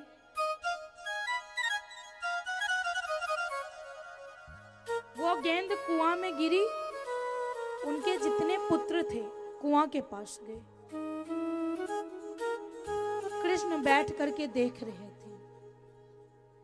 बच्चों ने जोर से आवाज लगाई तो कृष्ण आए, कुएं में झांका। नजर पड़ते ही, अब कुआं में हमने कितनी बड़ी छिपकली देखी है, इतनी बड़ी, छोटी सी रहती है। और पापा के परियां जो होती है ना, उससे भी डर जाती है। वो डरती नहीं है, ये हमारी मन की भूल है। वो नाटक करती है, एक्टिंग, कि हम डर गए, ताकि लोग बोले कि हम लोग मासूमियत है इसमें, ऐसा कुछ। तो वो छिपकली घर में हमने छोटा देखा है, पर वो विशाल छिपकली थी। ये देख करके बच्चे डर गए। जैसे ही कृष्ण आए और नजर पड़ी, और नजर पड़ते हैं वो छिपकली में से एक दिव्य पुरुष निकला। कृष्ण कहते हैं, माया कर रहा है तू? कहा नहीं। प्रणाम किया, प्रभु मैं माया क्यों करूंगा? तो फिर ये तेरी दशा, तू कौन है? अब वो कहता है कि मैं राजा नृग हूं। तू राजा है तो तू कुआं में क्या कर रहा है? कहा जो गलती मैंने नहीं की, उस गलती का सजा भोग रहा हूं इसमें। कहा ये तो गलत बात है, बिना गलती की सजा तो मिल ही नहीं सकती। कहा बिना गलती की ही सजा मिल रही है। एक छोटी सी भूल हुई जिसकी सजा मिल रही है। मैं तो बहुत बड़ा दानी था, रोज 108 गाय दान करता था। भगवान कहते हैं पक्का चोरी वाली गाय होगी, इसलिए तेरी ये दशा हुई, नहीं तो रोज 108 गाय दान करे उसकी ये दशा। कहा प्रभु सिर्फ 108 गाय ही नहीं, उस गाय के सिंग में सोने की तार से मिरवा करके और चांदी की खूर में ठुकवा करके दान करता था। कहा कितना बड़ा लंबा लंबा फेंक रहा है तू, इतना बड़ा महापुनी था तू, तो तू कुआं में क्या कर रहा है? पक्का वो पैसा चोरी का होगा, इसीलिए तेरी ये दशा है। नहीं नहीं नहीं, ये चोरी का भी पैसा नहीं है। तो चोर कहता है क्या कभी चोरी किया हो? तू ऐसे ही बोल रहा है। कहा नहीं, सत्य कह रहा हूं प्रभु, ना तो ये चोरी का पैसा है और ना चोरी की गाय है। तो हुआ क्या? कहा नित्य दिन की तरह मैंने उस दिन भी गाय दान की, लेकिन भूल हो गई। भूल क्या हुई कि एक दिन पहले जो गौ को दान दिया था वो ब्राह्मण देवता के हाथ, वो गौ खुल गया और जैसे ही खुला और वो गाय मेरे गायों की झुंड में आ गया और मेरे से इतना ही भूल हुआ कि पुनः से मैं दान किया हुआ गाय पुनः दान कर दिया। कृष्ण पूछते हैं फिर क्या हुआ? बोले फिर क्या हुआ, क्या होना चाहिए? जिस ब्राह्मण को दान किया वो दान करने के बाद वो अपना गाय लेके जा रहा था। अब जिसका गाय चोरी हो गया था, खुल गया था, वो उसे मारने को दौड़ा कि मेरा गाय चुरा लिया। तब वो ब्राह्मण बोलता है मैंने गाय नहीं चुराया, हमें राजा नृग ने दान में दिया है। ऐसे करके दोनों में लड़ाई फंस गई। दोनों मेरे पास आए। जब मेरे पास आए तो अपनी दुख बताया कि ये गाय तो आपने मुझे दान किया था, आपकी इतनी हिम्मत कि मेरा गाय आप बिना पूछे दान कर दिया। कहते हैं कि मैंने कहा उसे कि भूल हुई होगी, मैंने जानबूझ कर नहीं किया। कहते हैं राजा नृग कि मैंने कहा उसे कि ये गाय के बदले तू दूसरा गाय ले ले, पर पहले जिसके पास दान किया था उसने कहा नहीं, मुझे चाहिए तो वही गाय चाहिए। तो मैंने दूसरे वाले को बोला कि ये गाय इसे दे दे और तू दूसरा गाय ले ले, लेकिन उसने भी कहा कि हमें यही गाय चाहिए। मैंने इसके बदले बोला 10 गाय ले ले, तो भी वो बोले कि नहीं, मुझे चाहिए तो चाहिए, यही गाय चाहिए, मुझे दूसरा गाय चाहिए ही नहीं। इस हालात में उन दोनों ने फिर क्या किए कि वो गाय मेरे द्वार पर ही छोड़ के चले आए। एक दिन मृत्यु हुई। इस पाप के वजह से मुझे यमराज लेने आए। छोटी सी भी भूल होती है ना, तो बहुत बड़ा संत क्यों ना हो, बहुत बड़ा धर्मात्मा क्यों ना हो, तब मुझे यमराज का मुख देखना पड़ता है। यमराज लेने आया तो मुझसे प्रश्न किया, क्योंकि मैंने बहुत पुण्य की थी, तो पूछा कि आपका पाप कम है, तो आप पहले पाप भोगोगे या पुण्य भोगोगे? तो मैंने सोचा कि पहले पाप भोग लिया जाए, क्योंकि अगर पुण्य भोगने के चक्कर में रहा तो ब्याज बढ़ जाएगी। इस ब्याज के डर से मैंने पाप भोगना स्वीकार किया और मेरी पाप आपके दर्शन मात्र से खत्म हो गई और आज मैं गोलोक जा रहा हूं। इससे 2 शिक्षा मिली हमें। क्या? कभी भी दान किया हुआ चीज, वस्तु हाथ नहीं लगनी चाहिए। लेकिन हम एक एकादशी का यज्ञ करते हैं ना, तो पता है क्या करते हैं? श्राद्ध भी होती है तो क्या होता है, जो मैंने देखा है गांवों में, अब श्राद्ध में जो आंगन में, पता नहीं हर जगह होती है या नहीं, हमारे मिथिलांचल में 2 जगह दान होती है।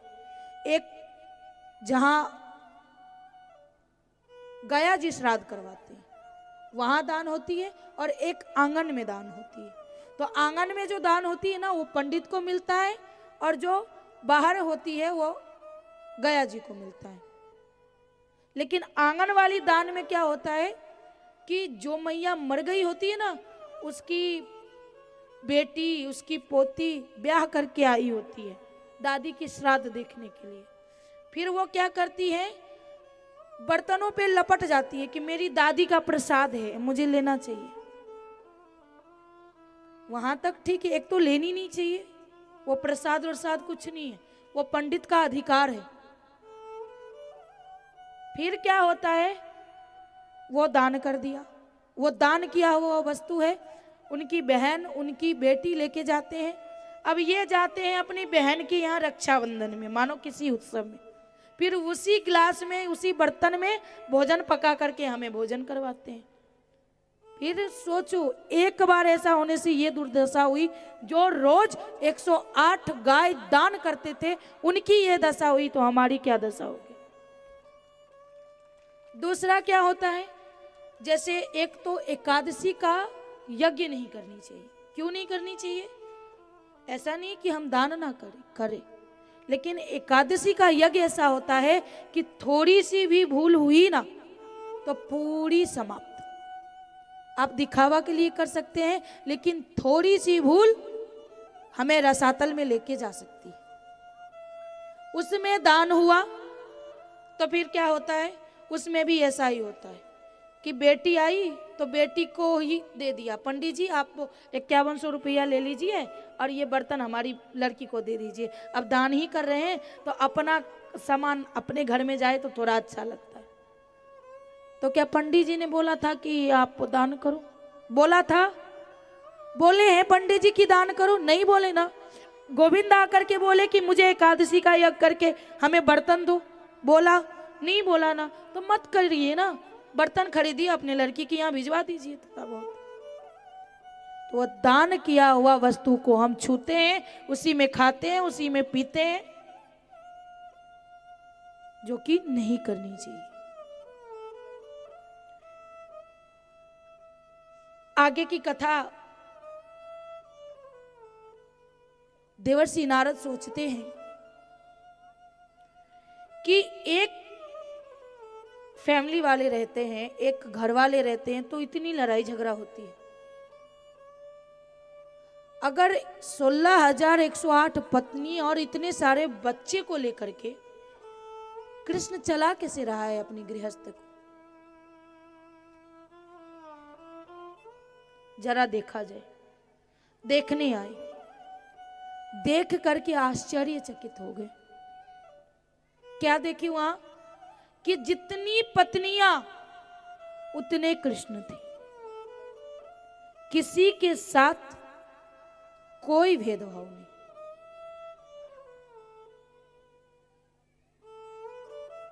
कथा हम कम और ज्यादा बाहर की बात भी की है, मुझे भी पता है, लेकिन करना ही पड़ता है। अभी क्या देखने को मिलता है पता है? अगर पत्नी घर में है और बाई चांस किसी से प्यार हो जाए तो उस पत्नी को बहुत कष्ट दिया जाता है। फिर उस पति का गति क्या होता है पता है? यहां भी दुर्दशा। अभी तक तो जब तक यौवना अवस्था है, जवानी है, तब तक, और दूसरी जब तक जेब में रकम है, क्योंकि बाहर वाली रकम देखती है, वो प्यार नहीं करती, वो रकम देखती कि कितनी जेब में रकम है।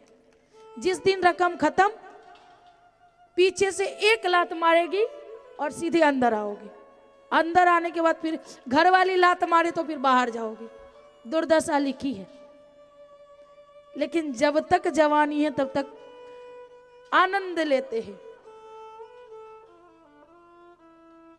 हमारी यजमान जी को बहुत हंसी आ रही है इन बातों पे, जो कि सत्य है।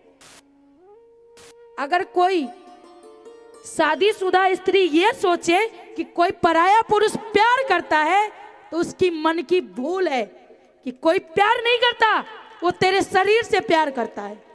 ये भूल मन से हटा ले कि कोई तुमसे प्यार करता है, वो अपने लिए तेरे से प्यार करता है। जिस दिन इच्छा पूरी हो जाएगी ना, उस दिन बात खत्म। इसलिए इस चक्कर में मत पड़ना कि कोई प्यार करता है। ये हम दोनों को समझा रहे हैं, क्योंकि ये दोनों की गति होने वाली कि जो लड़की बाहर ये सोचती है ब्याह करने के बाद कि फलाना लड़का हमसे बहुत प्यार करता है, तो जरा सामने आने के बाद पता है क्या होता है, ना घर की ना घाट की। फिर ये पति भी, मैंने पहले ही बोल दिया कि एक रात व्यतीत करके कहीं से सुरक्षित भी आ जाओ ना तो घर वाले स्वीकार नहीं करेंगे, लेकिन अगर कहीं भूल से भी पता चल गई कि ये कांड की है तो फिर सोच लेना मायके वाले स्वीकारेंगे, न घर वाले स्वीकारेंगे, न ससुराल वाले स्वीकारेंगे। क्योंकि एक औरत की जिम्मेदारी कितनी होती है पता है? पहली तो अपने माँ बाप की पगड़ी।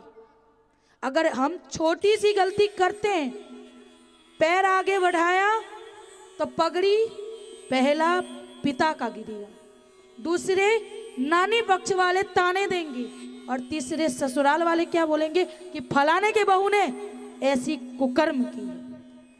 तो हम रानी लक्ष्मीबाई हैं, कोई बेस्या नहीं जो हम अपनी नाक अपने परिवार वाले के नाक कटवा दें।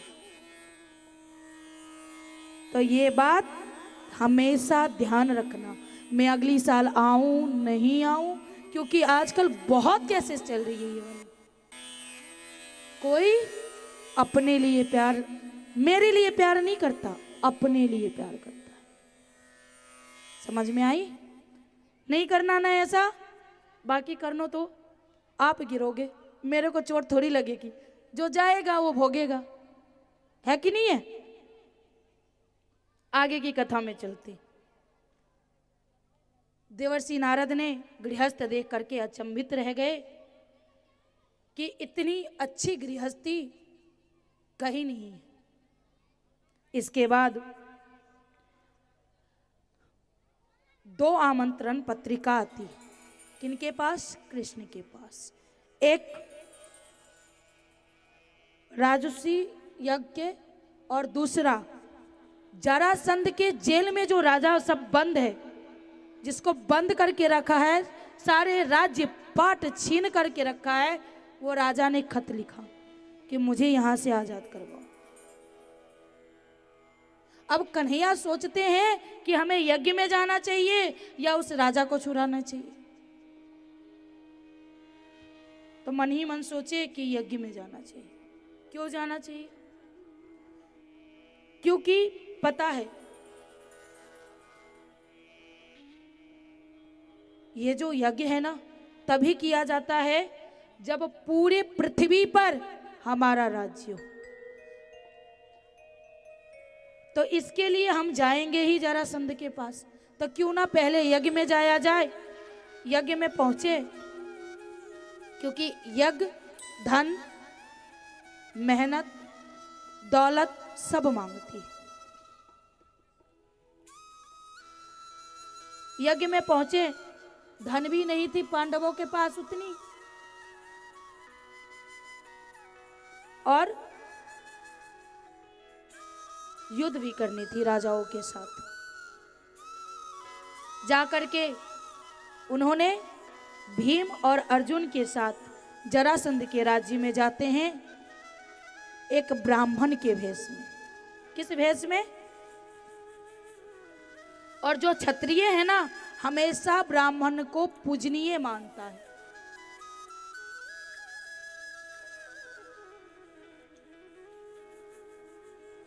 जरासंध पहचान जाता है कि ये कोई ब्राह्मण नहीं है। आगे में जो बच्चे बैठे रहते हैं ना, मैं क्रोधित होके बोलती हूँ तो शायद हमारे कार्यकर्ता को भी बुरा लगता होगा कि देवी जी बहुत क्रोध करती है, पर वो सारे पीछे चले जाते हैं और यहाँ की जिम्मेदारी पता नहीं किस पे छोड़ देते हैं। तो जरा मैं आग्रह करूंगी कि आप लोग आकर के यहाँ से बच्चों को उठवाएं।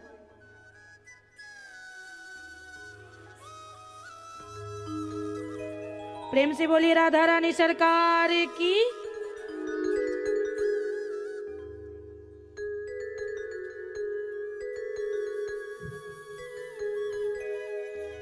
बोली वृंदावन बिहारी लाल की जय। राधे राधे। मैया मैं बीच में आऊं क्या? बात करने अपन दोनों साथ में करेंगे। आऊं? अधूरी रह गई होगी बातें तो हम भी आ जाते हैं साथ में करने। कोई जाए जो वृंदावन, मेरा पैगाम ले जाना।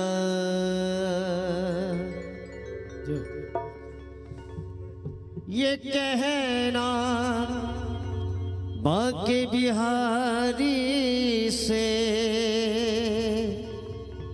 ये कहना बांके बिहारी से, मेरा पैगाम ले जाना। जय हो।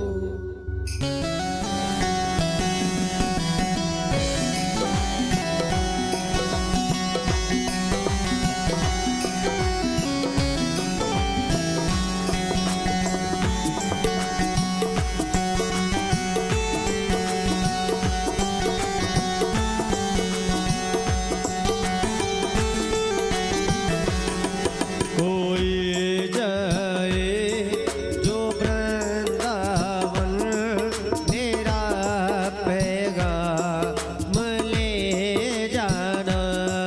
कोई जाए जो वृंदावन, मेरा पैगाम ले जाना।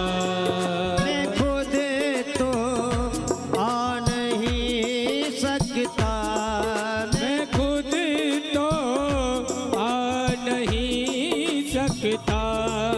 मेरा प्रणाम ले जाना।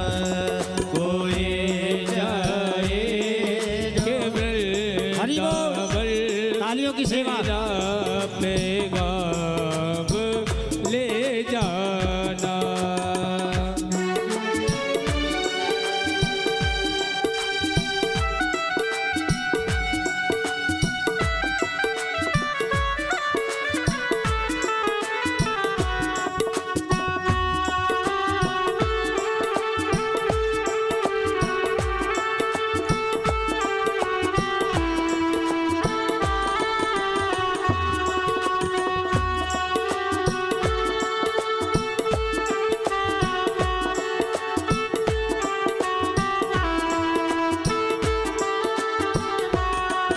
ये कहना मुरली वाले से, ये कहना मुरली वाले से, मुझे तुम कब बुलाओगे।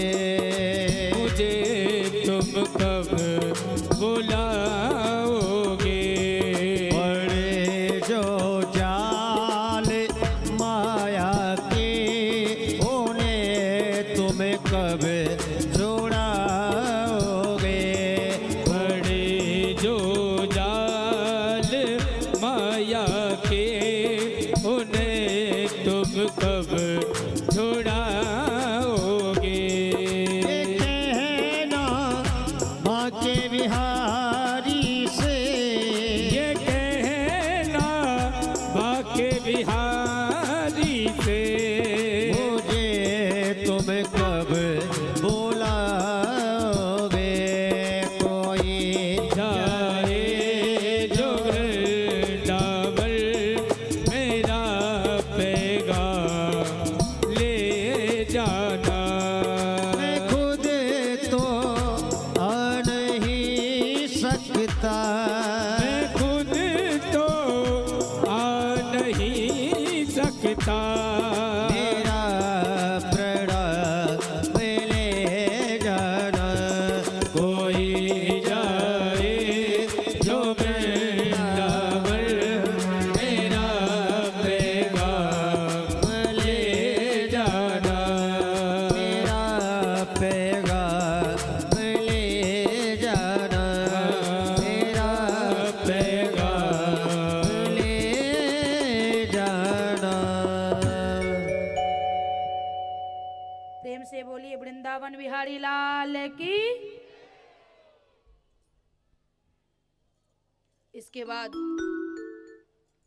जरासंध का उद्धार करके सभी राजाओं को आजाद करते हैं। पुनः इंद्रप्रस्थ लौट करके यज्ञ आरंभ करते हैं। यज्ञ जैसे ही यज्ञ का आयोजन हुआ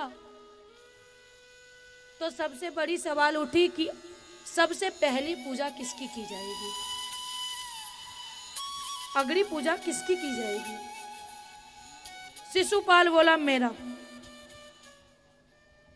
कैसे?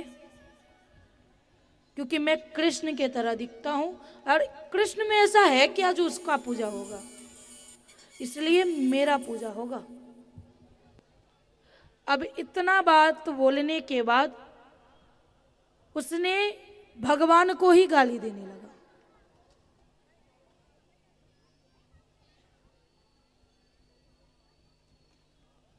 क्या करने लगा? भगवान को गाली देने लगा कि आप ऐसे हो, आप ऐसे हो, आप ये करते हो। जो होती है भगवान ने 100 बार माफ की। पता है शिशुपाल कौन है? कृष्ण का बुआ का लड़का। जब वो जन्म लिया था तो आकाशवाणी हुई।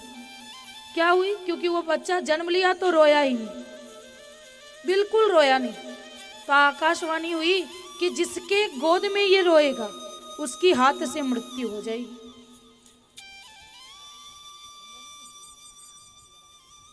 कृष्ण आए बुआ से मिलने, जैसे ही बालक को गोद में लिया बालक रोने लगा। बुआ वचन ले लेती है कि वचन दे कि लाख गलती ये कर ले तू क्षमा कर देगा इसको। कहा देखो मैं वादा करता हूं तेरे से कि 100 गलतियां इसका माफ करूंगा, लेकिन जिस दिन 101 हुई ना हम माफ नहीं करेंगे। बस ऐसा ही हुआ। 100 बार गाली दिया, प्रभु ने एक बार कुछ नहीं कहा, सर नीचे करके मुस्कुरा रहे। जैसे ही 101 हुई बस सुदर्शन निकाली और शिशुपाल का उद्धार कर दिया। क्योंकि भगवान किसी को मारते नहीं, उद्धार करते। मार दिया। भगवान उस यज्ञ का पूर्ति करवाते हैं। इसके बाद भगवान का परम मित्र है कौन? सुदामा जी।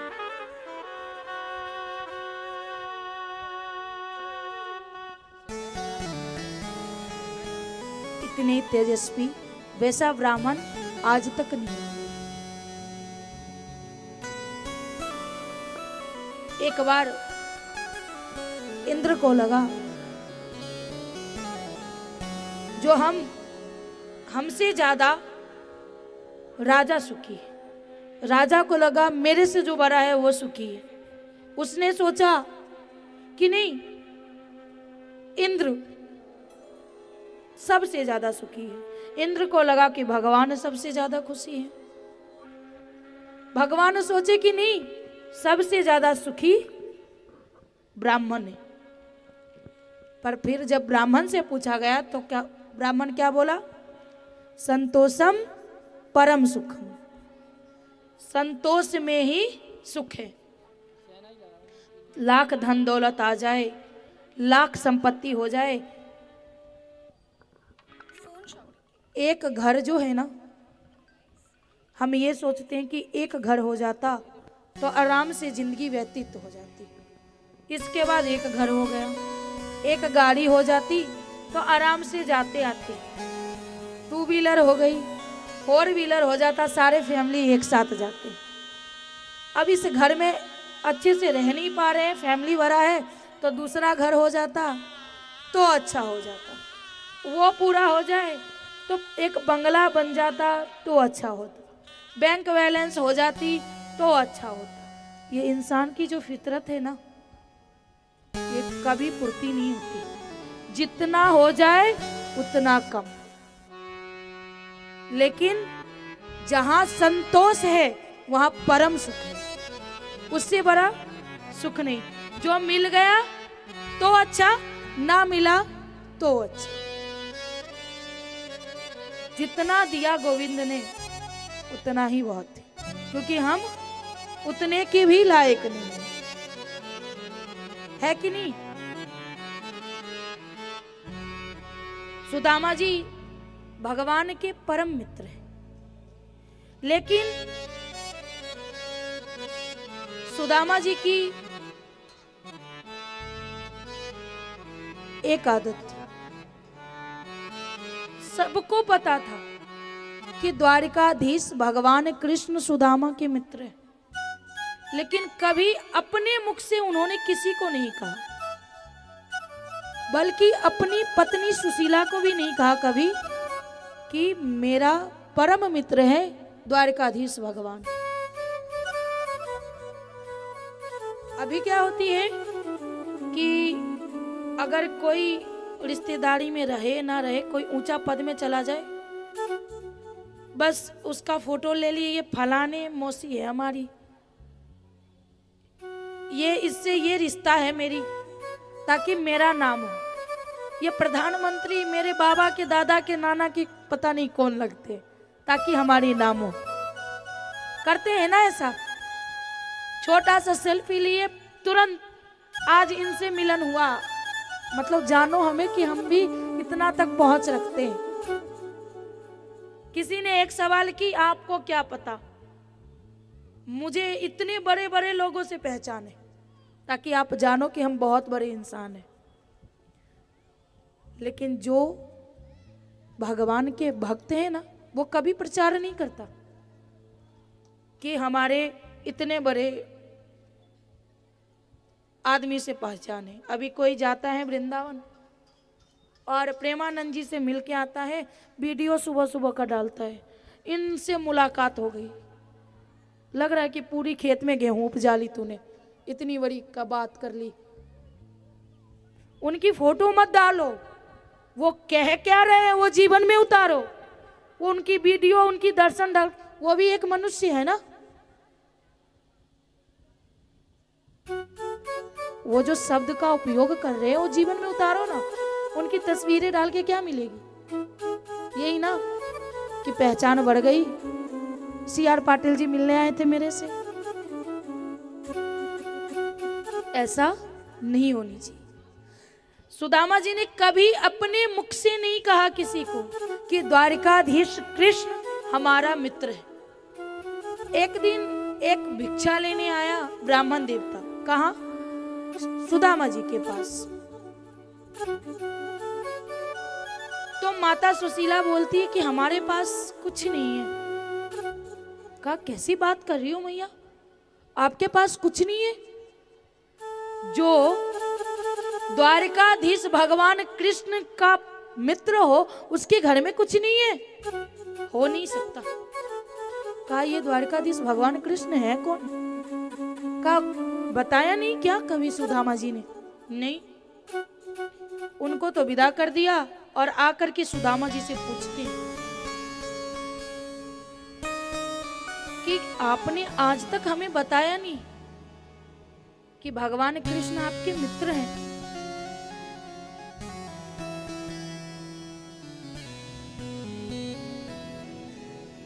कहा जरूरत नहीं पड़ी। पता है जब आप लोग बातें करते हो ना तो मेरा मन नहीं लगता कथा करने में, बिल्कुल मन नहीं लगता है।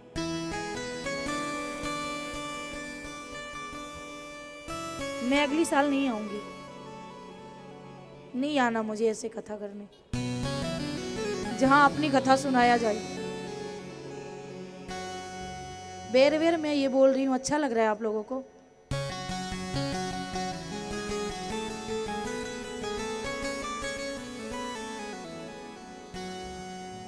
अब माता सुशीला कहती है सुदामा जी से कि एक बार जाते अपने मित्र से मिलने, कभी गए नहीं शादी के बाद मिलने। सुदामा जी कहते हैं बात तो तूने सही कहा, मिलना तो चाहिए, पर मैं आजातक व्रत ले रखा हूं, कैसे जाऊं? माता सुशीला चली जाती है, मन ही मन सोचते हैं कि आजातक व्रत कहीं हम दोनों मित्र के बीच में तो नहीं आ रहा है।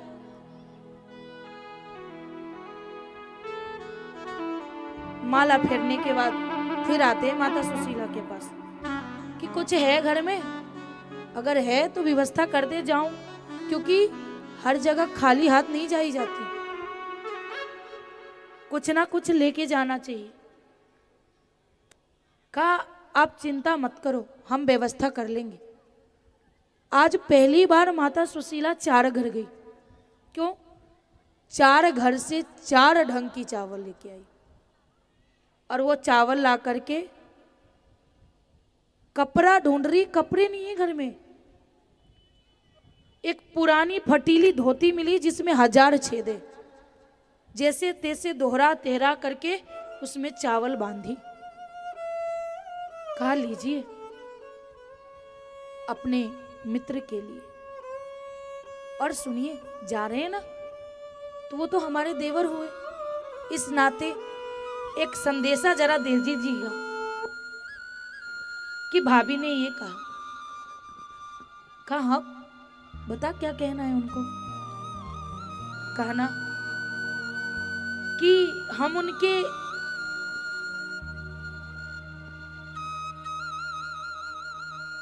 इतने बड़े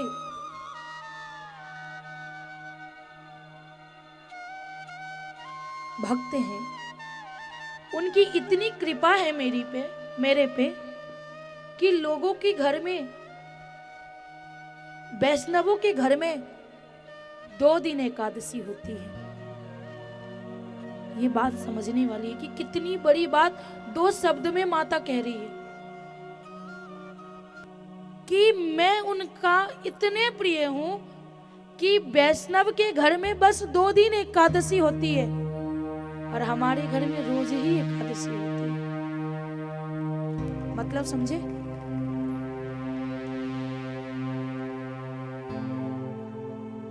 मुंह खोल के नहीं बोला। इतनी बड़ी कृपा है उनकी कि हम रोज ही एकादशी करते हैं और रोज ही अपने बच्चे को भी यही समझाते हैं कि आज 11 से गए द्वारिका के लिए निकले। जैसे ही सुदामा जी चलते चलते थक जाते हैं, जैसे ही थक गए एक वृक्ष के नीचे आराम किए। जैसे ही आंख बंद हुई उनकी, भगवान की ऐसी चमत्कार कि वो आंख खुली कहां? द्वारिकापुरी में। जैसे ही नयन खुली, कहां हूं? पूछा कि मैं कहां आया हूं, ये जगह कौन सी है? सबने कहा ये द्वारिका है। अच्छा, वही द्वारिका जिसका नरेश मेरा मित्र कृष्ण है। सभी हंसने लगे। ब्राह्मण देवता, कौन सी बात बोल रहे हो आप? अपनी शकल दर्पण में ना देखी क्या? फटीली धोती पहने हो, तन पे वस्त्र नहीं है, पगड़ी नहीं है सर पे, पैर में पादुका नहीं, और कह रहे हो कि द्वारिका की नरेश, द्वारिकाधीश भगवान कृष्ण आपके मित्र है। जरा सोचकर भी तो बोलो कि वो कौन है। ये बात सीने में लगी उनको आकर सीधा कि कहीं मेरे वजह से उसका मान हानि तो नहीं हुआ ना। एक मन करता है कि वापस चले जाए, नहीं जाए।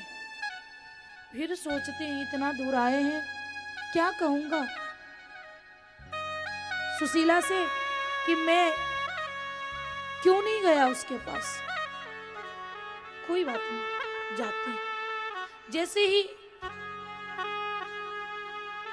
पहुंचे द्वार पर, दिखाया जाता है सीरियलों में कि धक्का मार के भगाया है उनको, पर नहीं।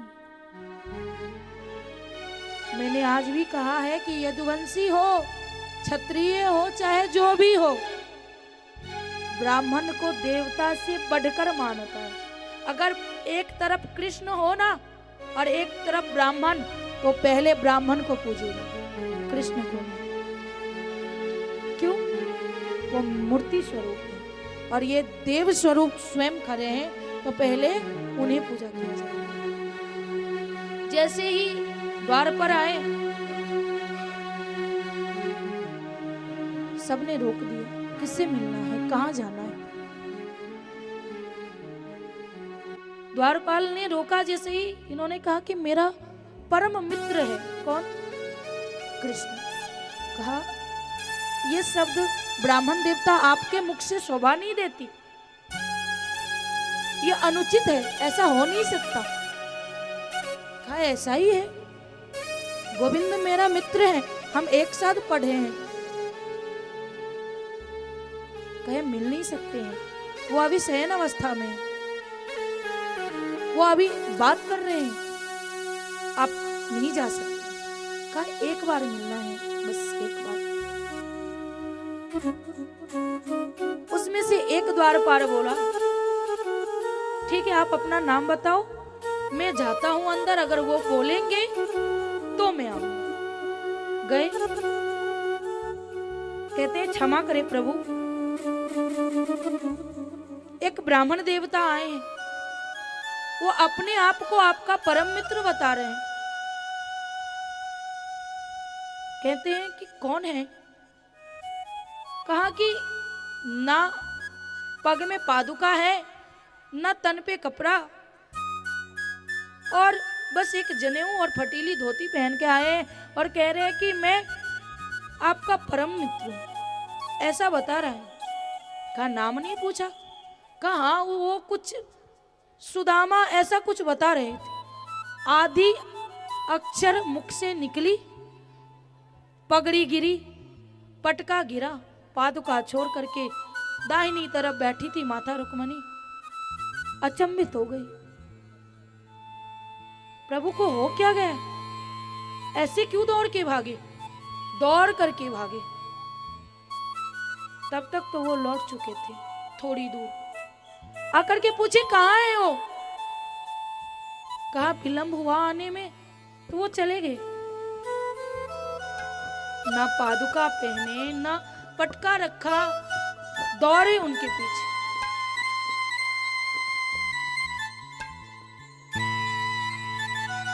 बुला करके लाए, जैसे ही फेस टू फेस हुए, दोनों एक दूसरे से गले मिल करके बहुत रो रहे।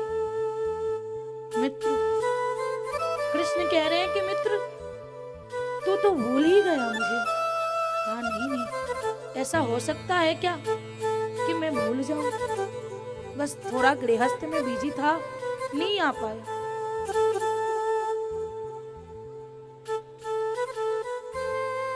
लेकर के आए महल में, और जैसे ही अपने स्थान पे बिठाने लगे, अरे नहीं नहीं नहीं, ये तो तेरा स्थान है गोविंद, मैं कैसे बैठ सकता हूँ? बस कृष्ण कहते हैं ये सब कुछ तेरा ही है सुदामा, मेरा कुछ नहीं है। जो मेरा है वो तेरा है, हम बटे थोड़ी है। बिठाए, आदेश दिया कि तुरंत थाली लाया जाए और अपने अश्वन के धारों से उनके चरण धो रहे।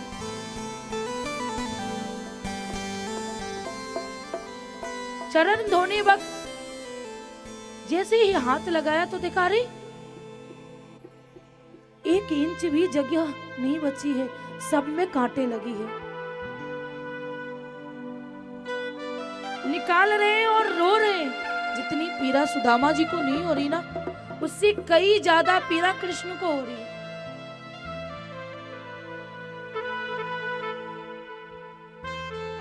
बहुत रोते, बहुत रोते।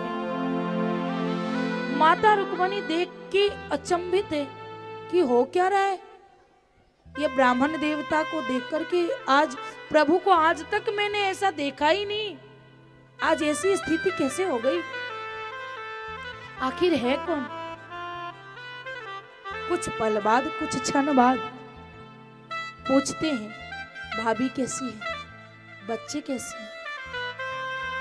अच्छा, भाभी ने तो कुछ ना कुछ तो भेजा होगा ना मेरे लिए।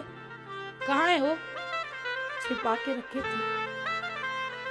कैसे दूध कैसे खाएगा ये चावल की दाने, वो भी एक प्रकार की नहीं 4 प्रकार की। क्या सोचेगा ये? नहीं दे सकता। अब जैसे ही मन थोड़ा सा खिन किए सोच करके, ये तो जानते सब कुछ है, का क्या विचार है सुदामा? पुनः से सारा अकेले दवा देना है क्या? या भाभी जो दी है हमें भी दो? कहा नहीं कुछ दिया है, दी होगी, कुछ तो तू छिपा रहा है। माता रुक्मणी ना बोल रही ना हंस रही है, उसे समझ में ही नहीं आ रहा है कि हो क्या रहा है। कहा दे रहा है या मैं छीन लूं? पोटरी छीन करके जैसे ही खोला, चावल की दाने उसमें से एक बार लिया, पूरा स्वर्ग का जो सुख होता है वो उन्हें प्रदान किया। दूसरी मुट्ठी जैसे ही मुख में लिया, पूरा ऐश्वर्य प्रदान कर दिया। तीसरी उठाई, माता रुक्मणी हाथ पकड़ लेती है कि अपना निवास स्थान भी देना है। अभी यहाँ के बाद जब जाएंगे तो कुछ तो रहने चाहिए ना, क्योंकि माता रुक्मणी माता लक्ष्मी है। हाथ पकड़ लेती है।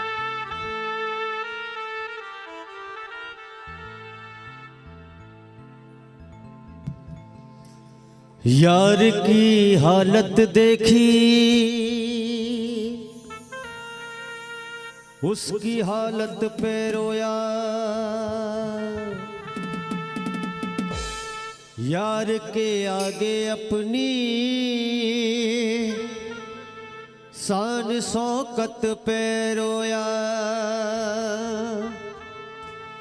ऐसे तड़फा जैसे समा परवाना के लिए,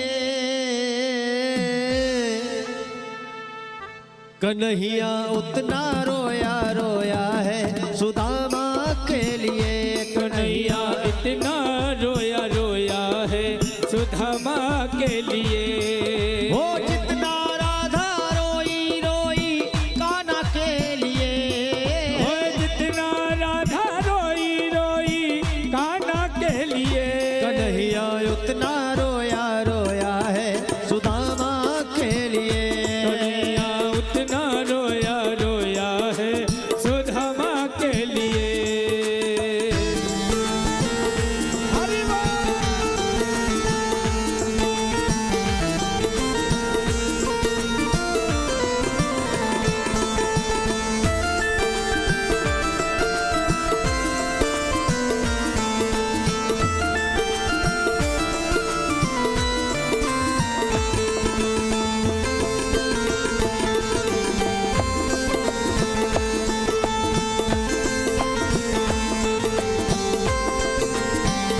यार को लगा कलेजे बात भर भर के रोया।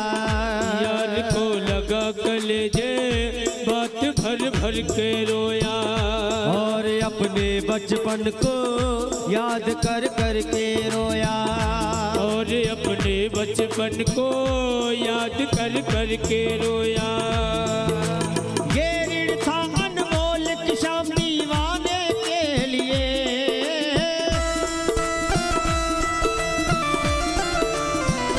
कन्हैया उतना रोया रोया है सुदामा के लिए।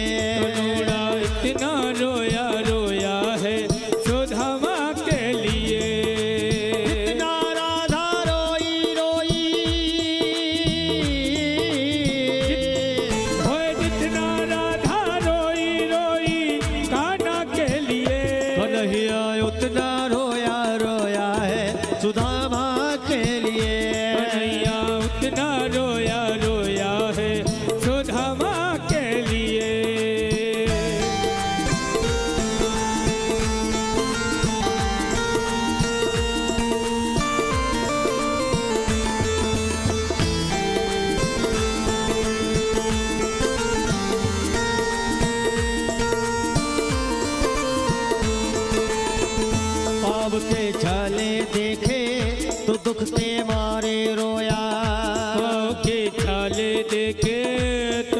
के मारे रोया, पाँव धोने की खातिर खुशी के मारे रोया, पाँव धोने की खातिर खुशी के मारे रोया, आंसू थे भरपाई, आंसू से भरताई, बस हर जाना के लिए कन्हैया उतना रोया रोया है सुदामा के लिए, कन्हैया उतना रोया रोया है सुदामा के लिए, कन्हैया उतना रोया रोया है सुदामा के लिए, कन्हैया उतना रोया रोया है सुदामा के लिए हो। इसी नजर को तेरा इंतजार आज भी है, किसी नजर को आओ श्याम प्यारे, इंतजार आज भी है। कहाँ हो तुम कि ये दिल बेकरार आज भी है, ओ तेरी नजर को तेरा इंतजार आज भी है।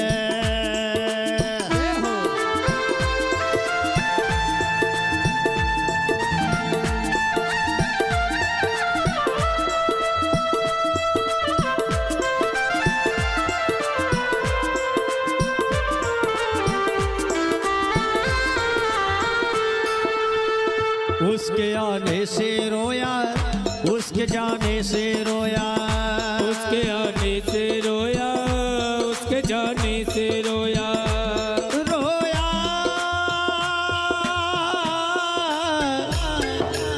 रोया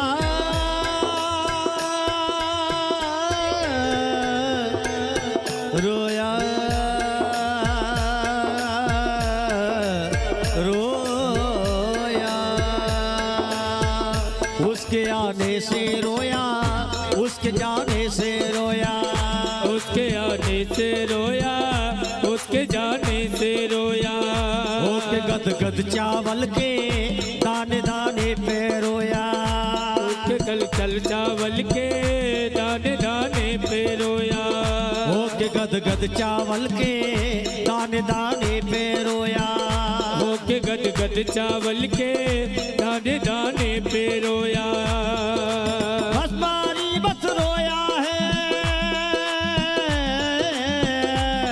ओ बनवारी बस रोया है, आराने के लिए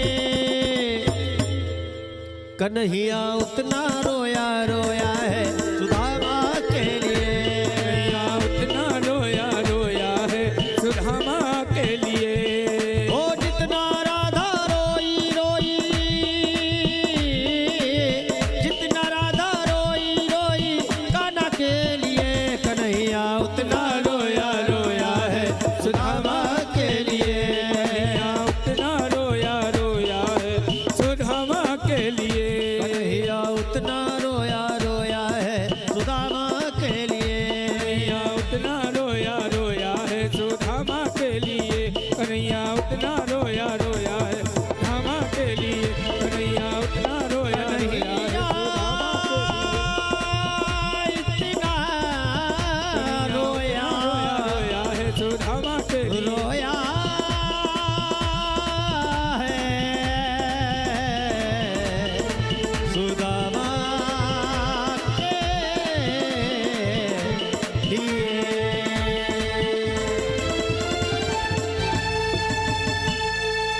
बोलिए द्वारकाधीश की जय। जय हो। बोलिए भागवत भगवान की, राधे रानी सरकार की। बहुत ही सुंदर, और जैसे हम प्रतिदिन आग्रह आप सबसे किए हैं उसी तरह आज सबने आज यहाँ पर आकर के अपनी सखियों को, अपने पड़ोसी को, अपने मित्रों को आपने आग्रह किया है। अब एक बार और आग्रह करेंगे कि अंतिम श्लोक का उच्चारण जरूर करिए आप लोग। आइए हम जो यहाँ पर आए हैं, श्रीमान आशुतोष पांडे जी, शैलेश पांडे जी, मैं उनसे आग्रह करूंगा कि जो कुछ लोगों की नाम है, कुछ सम्मान है, वो नाम सम्मान थोड़ा उनका कर ले। उसके बाद हमारे जो टीम के लोग हैं हम उनका सम्मान करेंगे और उसके बाद हम भागवत जी की जो अंतिम कथा है, अंतिम श्लोक है, उसको श्रवण करते हुए हम सीधे कथा विराम की तरफ चलेंगे। आइए हम उनसे, पांडे जी से आग्रह करते हैं कि आगे की गतिविधियां को लेकर के हमें चले, थोड़ी सी शांति बैठे, क्योंकि अंतिम दिन थोड़ी सम्मान की कार्यक्रम रहता है, थोड़ा विलंब होता है कथा में। आइए जयकारा करें और हम पांडे जी से जुड़े। राधे रानी सरकार की। बहुत सुंदर। हमारे इंद्रेश भाई ठाकुर जहाँ रहते हैं ऐसा समा बनाते हैं संगीत का, और स्वयं हमारे बीच पधारी मिथिला की लली मैथिलानी देवी भव्या झा के मुखार बिंदु से हम सभी लोग यहाँ पर विगत कई दिनों से कथा का श्रवण कर रहे थे। एक घड़ी आधी घड़ी आधी में कछुआध, साधु संगत कटे कोटि अपराध। आप तो इतना समय, इतना क्षण बिताते हो कि आपके अपराध पक्का 100% कटे हैं। लेकिन उसके साथ एक बार ऐसी ताली बजनी चाहिए कि ठंडी भाग जाए, जोरदार ताली होनी चाहिए। भगवान की कथा में जो ताली बजाता है उसका शुक्र शनिचर बदल जाता है, दुख की रेखा बदल जाती है, गरीबी की रेखा मिट जाती है। तो देखता हूं कौन कितने तेजी से अपनी गरीबी मिटाना चाहता है। वाह, मेरे राधा रानी कान्हा सरकार सबको माला माल करे और इसी से आबाद रहें और जिंदाबाद रहें। सत्य सनातन की ये पावन परंपरा को यूं ही सबके दिलों में ज्योति जगाते चले, मीठे मीठे गीते बोल के, हंसते मुस्कुराते किसी गीत की तरह जीवन को अपने बना लो संगीत की तरह। मिटता कोई नहीं है जमाने में, अपना असर छोड़ जाता है। जो भगवान की भक्ति में आता है वही तो स्वर्ग लोक को जाता है। सबको स्वर्ग नहीं मिलता, लेकिन आज तक किसी का आगे आपने नरकवासी लिखा नहीं देखा होगा, सबको स्वर्गवासी बोला जाता है। लेकिन ये मेरे कन्हैया का कहना है भागवत में, गीता में, कि जो मेरी कथा में आता है उसे तो पक्का स्वर्ग में जाना पड़ता है। और एक आदमी और स्वर्ग में जाता है, महाप्रसाद। बात निकली थी महाप्रसाद की, तो महाप्रसाद होना चाहिए तो ताली भी जोरदार होनी चाहिए। अरे वाह, तो मैं तो यही कहूंगा कि महाप्रसाद हो भव्य, आयोजन हो भव्य, और भव्या जी के निकले मुखारबिंद से कथा निकली है भव्य, तो उस महाप्रसाद में हर घर से मुझे कुछ चाहिए। कौन कौन देगा, ताली बजाएगा? ज्यादा नहीं मांगूंगा, जितनी जिसकी शक्ति उसकी उतनी भक्ति। कहते हैं कि दशांश दान करना चाहिए, कोई करेगा दशांश दान? अरे भाई, दशांश का दशांश दान करो, क्योंकि महाप्रसाद का प्रसाद जिसने खाया वही स्वर्ग को पाया, और जिसने महाप्रसाद बनाने में अपना अन्न दान किया वही अन्नपूर्णा को खुश कर पाया। अन्नपूर्णा की सच्ची श्रद्धांजलि पूजा होगी जो अपने घर से ला करके अन्नदान करेगा। मैं ये नहीं कहता हूं कि 5 कुंटल चावल दे दो, जितना आपके पास हो सके, चावल, दाल, तेल, गुड़, आटा, शक्कर, चीनी, जो भी हो सके कल लाइए। यहाँ किसी का नाम नहीं बोला जाता, भंडारा भरण का होता है, रख करके चले जाइए। ठाकुर जी के खाते में आपका नाम लिख लिया गया, उनका अकाउंट चालू है। कौन कौन भंडारा में अकाउंट चालू करवाना चाहता है? जोरदार ताली बजाएगा। सब तो हैं, हो गया ना पूरा? सबकी शक्ति, सबकी भक्ति, सबकी सोच, सबका न्याय और सबका स्थान देने के लिए मेरा कन्हैया है। सिर्फ सनातन की इस परंपरा में लग जाओ। बड़ी खुशी की बात है कि कल भी भीड़ थी और आज भी भीड़ हो ही गई है। चरण रज कौन कौन पाया, हाथ उठाए। आज कौन कथा में सबसे पहले आया? चलिए, भीड़ थी, लेकिन आज कथा का विराम करके दीदी जी आप सब लोगों को यह लोग परलोक का दर्शन करवाई। ऐसी आभा और प्रतिभा के साथ हमारे बीच बहुत सारे लोग।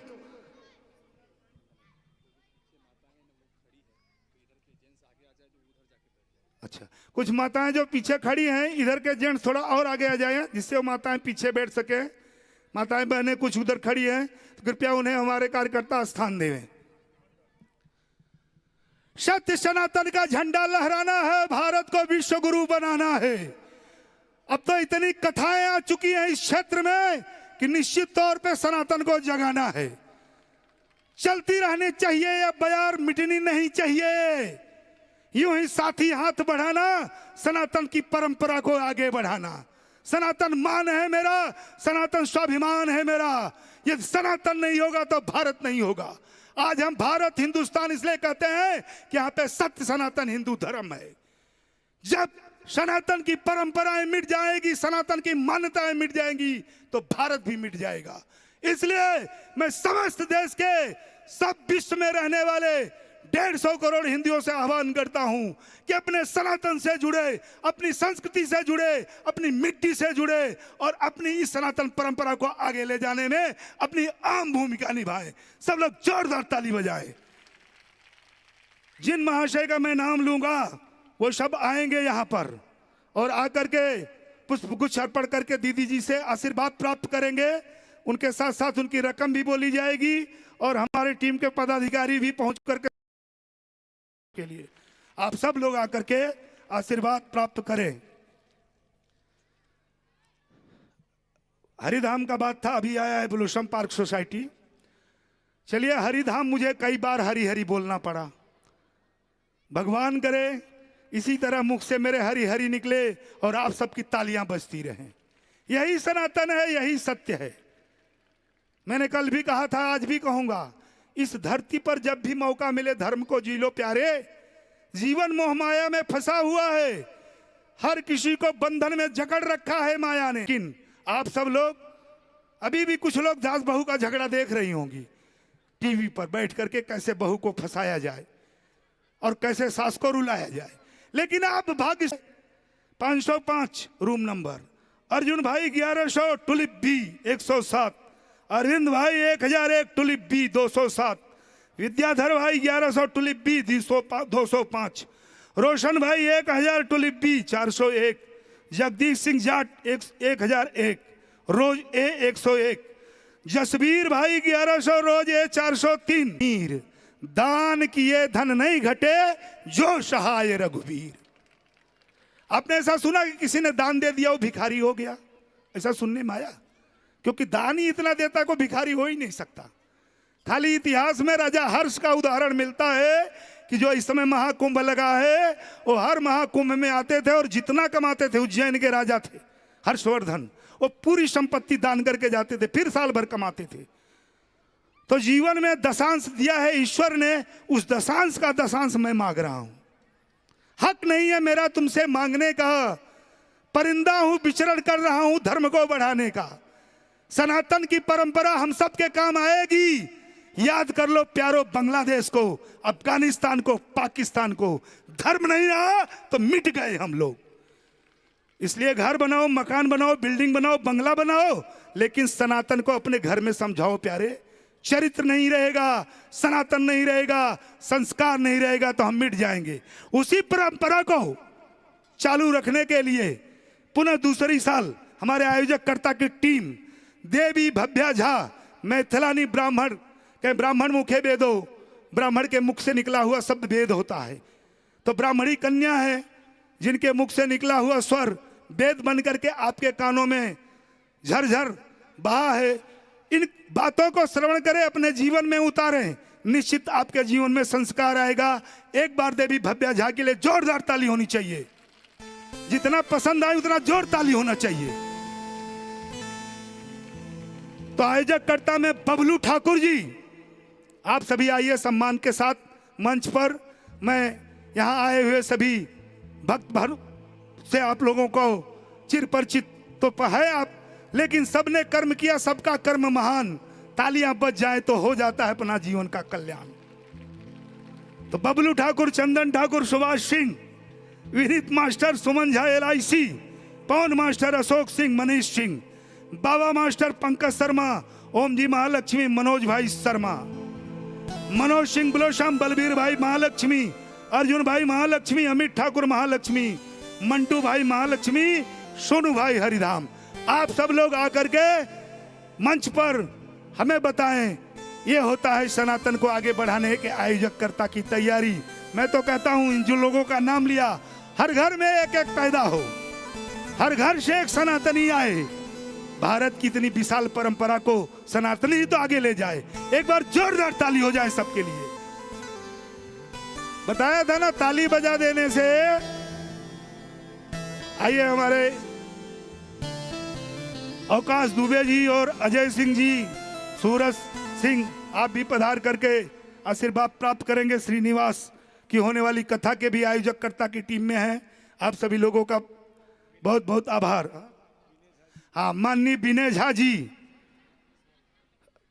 जी बरेली और राजेश सिंह जी, आप भी आकर के, श्रीनिवास, राजेश सिंह श्रीनिवास वाले भाई, आप सब भी आकर के, और नाम क्या है, नाम और दीजिए, पूरी टीम ही आ जाइए भाई साहब।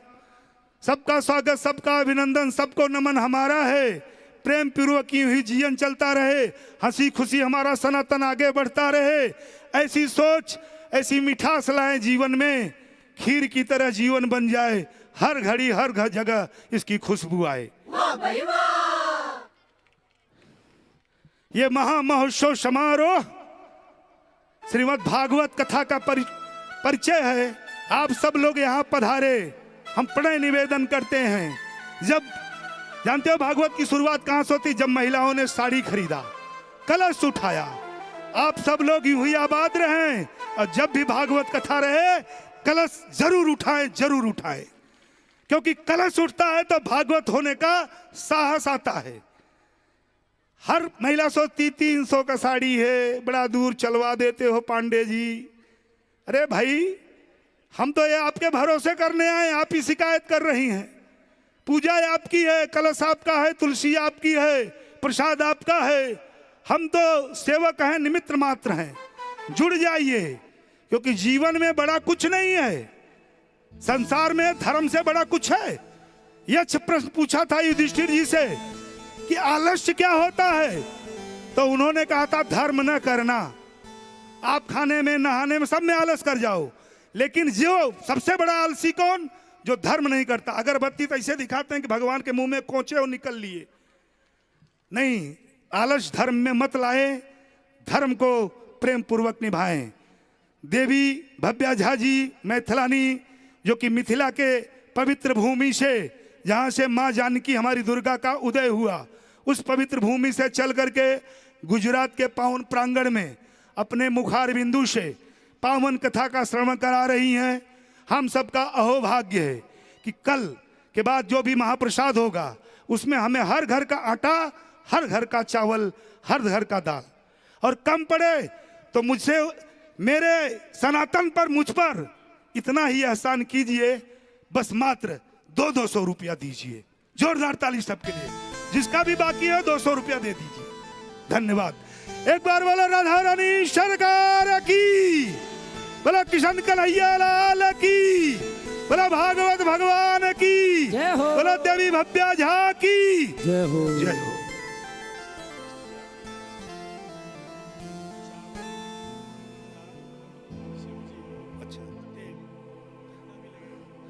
समाज सेवा ट्रस्ट बिहार की तरफ से चावल, दाल, तेल, सब्जी जितना भी लगेगा था कि जोरदार ताली इनके लिए। भाई इतना दे दिया कि मुझे भी याद नहीं रह गया। वाह, इसको कहते हैं देना। घर भर दिया मेरे कान्हा ने, मेरी आवाज सुन करके दौड़े चले आए, राधा रानी को लेकर के अन्नपूर्णा बना दिया। वाह, महाप्रसाद होगा। कहते हैं यज्ञ तभी पूरा होता है जब महाप्रसाद होता है। और मैं जहां जहां जब जब जाता हूं इतने महाप्रसाद होते हैं, इतना मन प्रसन्न होता है, क्योंकि मैं तो इसी को बड़ा यज्ञ मानता हूं। हजारों लोग एकत्रित होकर के एक रसोई का चावल, एक रसोई की पूड़ी खाते हैं। बस यही तो धर्म है, यही तो सच्ची भक्ति है। इकट्ठा होकर के प्रेम पूर्वक एक मंडप के नीचे सत्य सनातन की गाथा गा रहे हैं। यही तो हमारा जीवन है, यही हमारी धन्यता है।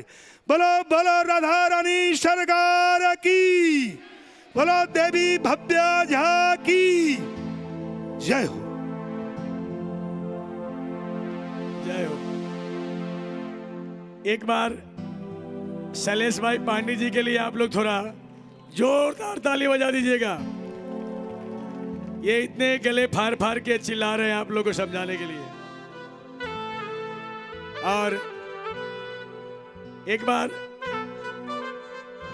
बिहार समाज सेवा ट्रस्ट के लिए भी जोरदार ताली बजा दीजिए, क्योंकि उन्होंने कल के भंडारे में चावल, दाल, तेल, सब्जी का आयोजन किया है। मैं शुक्रगुजार हूँ समाज सेवा ट्रस्ट बिहार के सभी प्रमुख, उप प्रमुख, महामंत्री, कोषाध्यक्ष सबको। राधा रानी इसी तरह आशीर्वाद बनाए रखें और भंडारा होते रहे और वो दान देते रहे इसी तरह। बोलिए राधा रानी सरकार की, भागवत भगवान की जय हो, जय हो।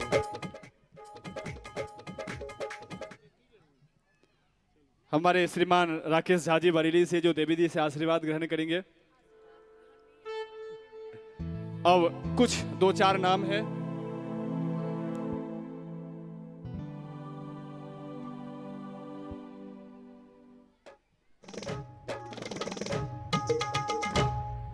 साथ ही साथ आज ऐसे ही है चलेगा, क्योंकि इन लोगों की मेहनत ही रंग लाई है।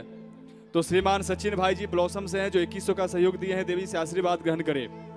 अब मैं कुछ नाम लूंगा जो सबसे पहले 1-2 लोग जो कार्यकर्ता हैं वो कार्यालय पे बैठे और पूरी कार्यकर्ता मुझे 2 मिनट में यहाँ स्टेज के पास आएंगे। सारे कार्यकर्ता हमारे इस ब्लॉसम कथा के जितने भी कार्यकर्ता हैं वो सारे यहाँ पे स्टेज पे आएंगे।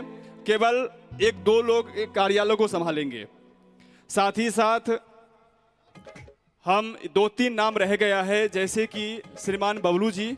ये तो कथा होने वाली थी 15 दिसंबर से मिलेनियम पार्क डिंडोली में, और साउंड मैंने महाकाल को कहा था जो बबलू भैया का साउंड है, क्योंकि इनका साउंड बहुत प्यारा लगता है हमें। तो मैंने इनको कहा, मैंने इनको फ़ोन किया, देखिए अब ये कथा कैंसिल हो रही है क्योंकि वो कथा है अभी फाइनल नहीं हुई है, लेकिन वो 15 जनवरी से बात हो रही थी। तो इनको कहा आप चिंता मत कीजिए, मैं अपनी टीम से बात करता हूँ। उन्होंने अपनी टीम से बात करी। जो कथा कुछ भी नहीं था, जो कोई चांस ही नहीं थी कथा होने की, वो 15 दिन में आयोजन किए श्रीमान बबलू ठाकुर जी और श्रीमान चंदन ठाकुर जी मिलकर के, और हम सब ने फिर इनका सहयोग किए। जोरदार इनके लिए ताली। जो महाकाल साउंड के बहुत प्यारी महाकाल साउंड है। मैं चाहूँगा कि ये सब परिवार के साथ आए, अकेले आशीर्वाद न ले। श्रीमान बबलू जी ठाकुर, श्रीमान चंदन जी ठाकुर और श्रीमान पप्पू जी ठाकुर जो ये मेहनत किए, इतने बड़ी बड़ी भारी बक्सा उठा करके श्रीमान पप्पू जी ठाकुर सपत्निक भी आकर के आए, श्रीमान विक्रम सिंह जी, श्रीमान छोटू सिंह जी, कई सारे नाम हैं। तो वो सब आए। हमने कार्यकर्ताओं को बुलाया था स्टेज के पास, सारे के सारे आए, क्योंकि सब मिलके हम देवी जी का सम्मान करेंगे। सारे के सारे कार्यकर्ता आ जाए, हम सब मिलकर देवी जी का सम्मान करेंगे। और साथ ही साथ हम श्रीमान जो हमारे टीम के साथी, हम चाहेंगे जो ये टीम के जो हमारे श्रीमान चंदन ठाकुर जी हैं, वो हमारे टीम के जितने लोग हैं उनको सम्मान करें। सबसे पहले हमारे संगीत में जो बैठे हैं श्रीमान इंद्रेश ठाकुर जी, जो ये पहचान की देने की जरूरत नहीं है आपको, एक बार जोरदार इनके लिए ताली। हमारे श्रीमान इंद्रेश ठाकुर के लिए बहुत प्यारी इन्होंने भजन सुनाई है, बहुत प्यारी प्यारी भजन। साथ ही साथ हमारे दूसरे नंबर पे जो बैठे हैं, समय है इसके लिए थोड़ा चेंज हुआ है, तो हमारे ढोलक पे जो बैठे हैं श्रीमान विकास झा जी हैं, जो हमारे रिश्ते में मेरे भाई ही लगते हैं, तो इनके लिए जोरदार एक बार ताली। बहुत सुंदर ये ढोलक बजा रहे हैं श्रीमान विकास झा जी। साथ ही साथ तीसरे नंबर पे जो बैठे हैं पेड़ पे, श्रीमान सूरज सिंह जी, सूरज गुप्ता जी हैं, जो ये आगरा से आए हैं। एक काम तो सबको देखने को मिलता है, लेकिन हमारे सूरज सिंह जी 2 काम करते हैं, पेट भी बजाते हैं और साथ में गाते भी हैं। धीरे धीरे हमारे जितने भी इस कार्यकर्ता, इस कथा के टीम के जितने भी हमारे कार्यकर्ता हैं, सारे के सारे स्टेज पे आ जाइए। धीरे धीरे सब स्टेज पे आ जाइए। हमारे जितने भी टीम के, हम एक साथ मिलकर के देवी जी को सम्मान करेंगे। साथ ही साथ हम बबलू ठाकुर जी से आग्रह करेंगे कि हमारे जो यूट्यूब के टीम है, जो उदयपुर से चल करके आए, बहुत ही प्यारी इनकी टीम है, बहुत ही सुंदर टीम है। जो हमारे इनके ऑपरेटर हैं, मेन है, उनका नाम है श्रीमान राजकुमार जी शर्मा जी, जो बहुत ही सुंदर ये इन्होंने सेवा दे रहे हैं। मैं चाहूँगा बबलू ठाकुर जी से कि उनको दुपट्टा पहना करके आप सम्मान करें। साथ ही साथ उनका जो सहयोग कर रहे हैं साथ ही साथ हमारे अरुण वैष्णव जी जो भी उदयपुर से चल के आए हैं, मैं उनको चाहूंगा कि आप उनको दुपट्टा पहना करके सम्मान करें। साथ ही साथ हमारे साउंड पे जो ऑपरेटर हैं कल्पेश जी, बहुत ही सुंदर इनकी ऑपरेटिंग है। देखने में तो पतले दुबले लगते हैं लेकिन इनके काम बहुत इनकी मोटे हैं, बहुत शानदार। एक बार कल्पेश जी के लिए जोरदार ताली, क्योंकि इन लोगों की वजह से हम ये आसानी से ये सब देख रहे हैं, इसका लाभ ले रहे हैं। तथा साथ ही साथ हमारे झांकी की टीम अभी नहीं आई, उनका हम बाद में सम्मान करेंगे। हमारे झांकी की जो टीम है वो मनीष जी सावरिया करके है, जो उनकी पूरी टीम, मनीष जी है, गगन जी है, बहुत ही सुंदर टीम, जो वो हनुमानगढ़ राजस्थान से आए हैं।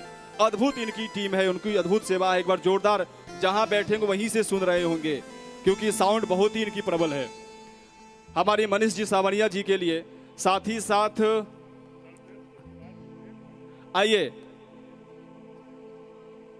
हाँ, साथ ही साथ कल्पेश जी आप ऊपर आइए, आप आ सकते हैं ऊपर। कल्पेश जी ऊपर आइए, आप टीम के साथ सम्मान कीजिए। हमारे पप्पू भैया जी ऊपर आइए, आपने बहुत मेहनत की है, साउंड बांधना, साउंड रखना, साउंड करना। साथ ही साथ हमारे इस कथा में जो पांडित्य कर्म की जो सेवा दी है वो श्रीमान ललन मिश्रा जी, आप इधर आइए, खड़े होकर के 2 मिनट पाठ को विराम करके उनका स्वागत। श्रीमान सुमन झा जी LIC के नाम से प्रसिद्ध हैं और जो पवन मास्टर जी हैं उनका सम्मान करेंगे। आगे आइए आप, एक बार जोरदार इनके लिए। इनकी जो स्वभाव है बड़ी सरल और सौम्य है, और इनकी जो रिश्ता है मेरे से भाई से ही रखते हैं। जैसे बड़े भाई छोटे भाई से झगड़ते हैं वैसे मेरे से ही झगड़ते रहते हैं, फिर भी ये मुझे नहीं छोड़ते और मैं इनको नहीं छोड़ता हूँ। बहुत ही सुंदर हमारे ललन मिश्रा जी को, और ये हमेशा मेरा साथ देते हैं, हर कदम पे मेरी साथ देते हैं। तो आइए पूरी टीम मिलकर के, आधी टीम जो हमारे इस टीम के हैं वो उस साइड चले जाएंगे और आधी टीम इस साइड, और बढ़िया सुंदर कैमरे की फोटो के साथ देवी जी को दुपट्टा पहना करके हम सम्मान करेंगे। जो हमारे कल्पेश भाई का सम्मान सुभाष मास्टर जी करेंगे।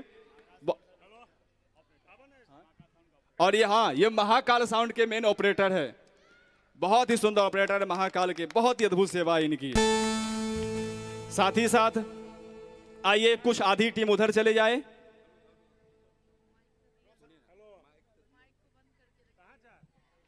आइए चालू कर रहे हैं।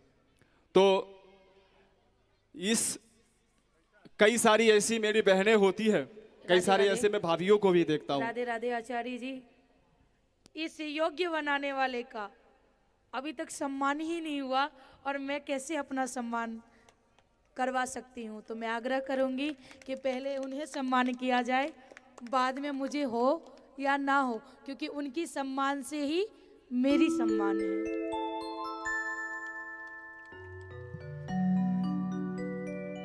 तो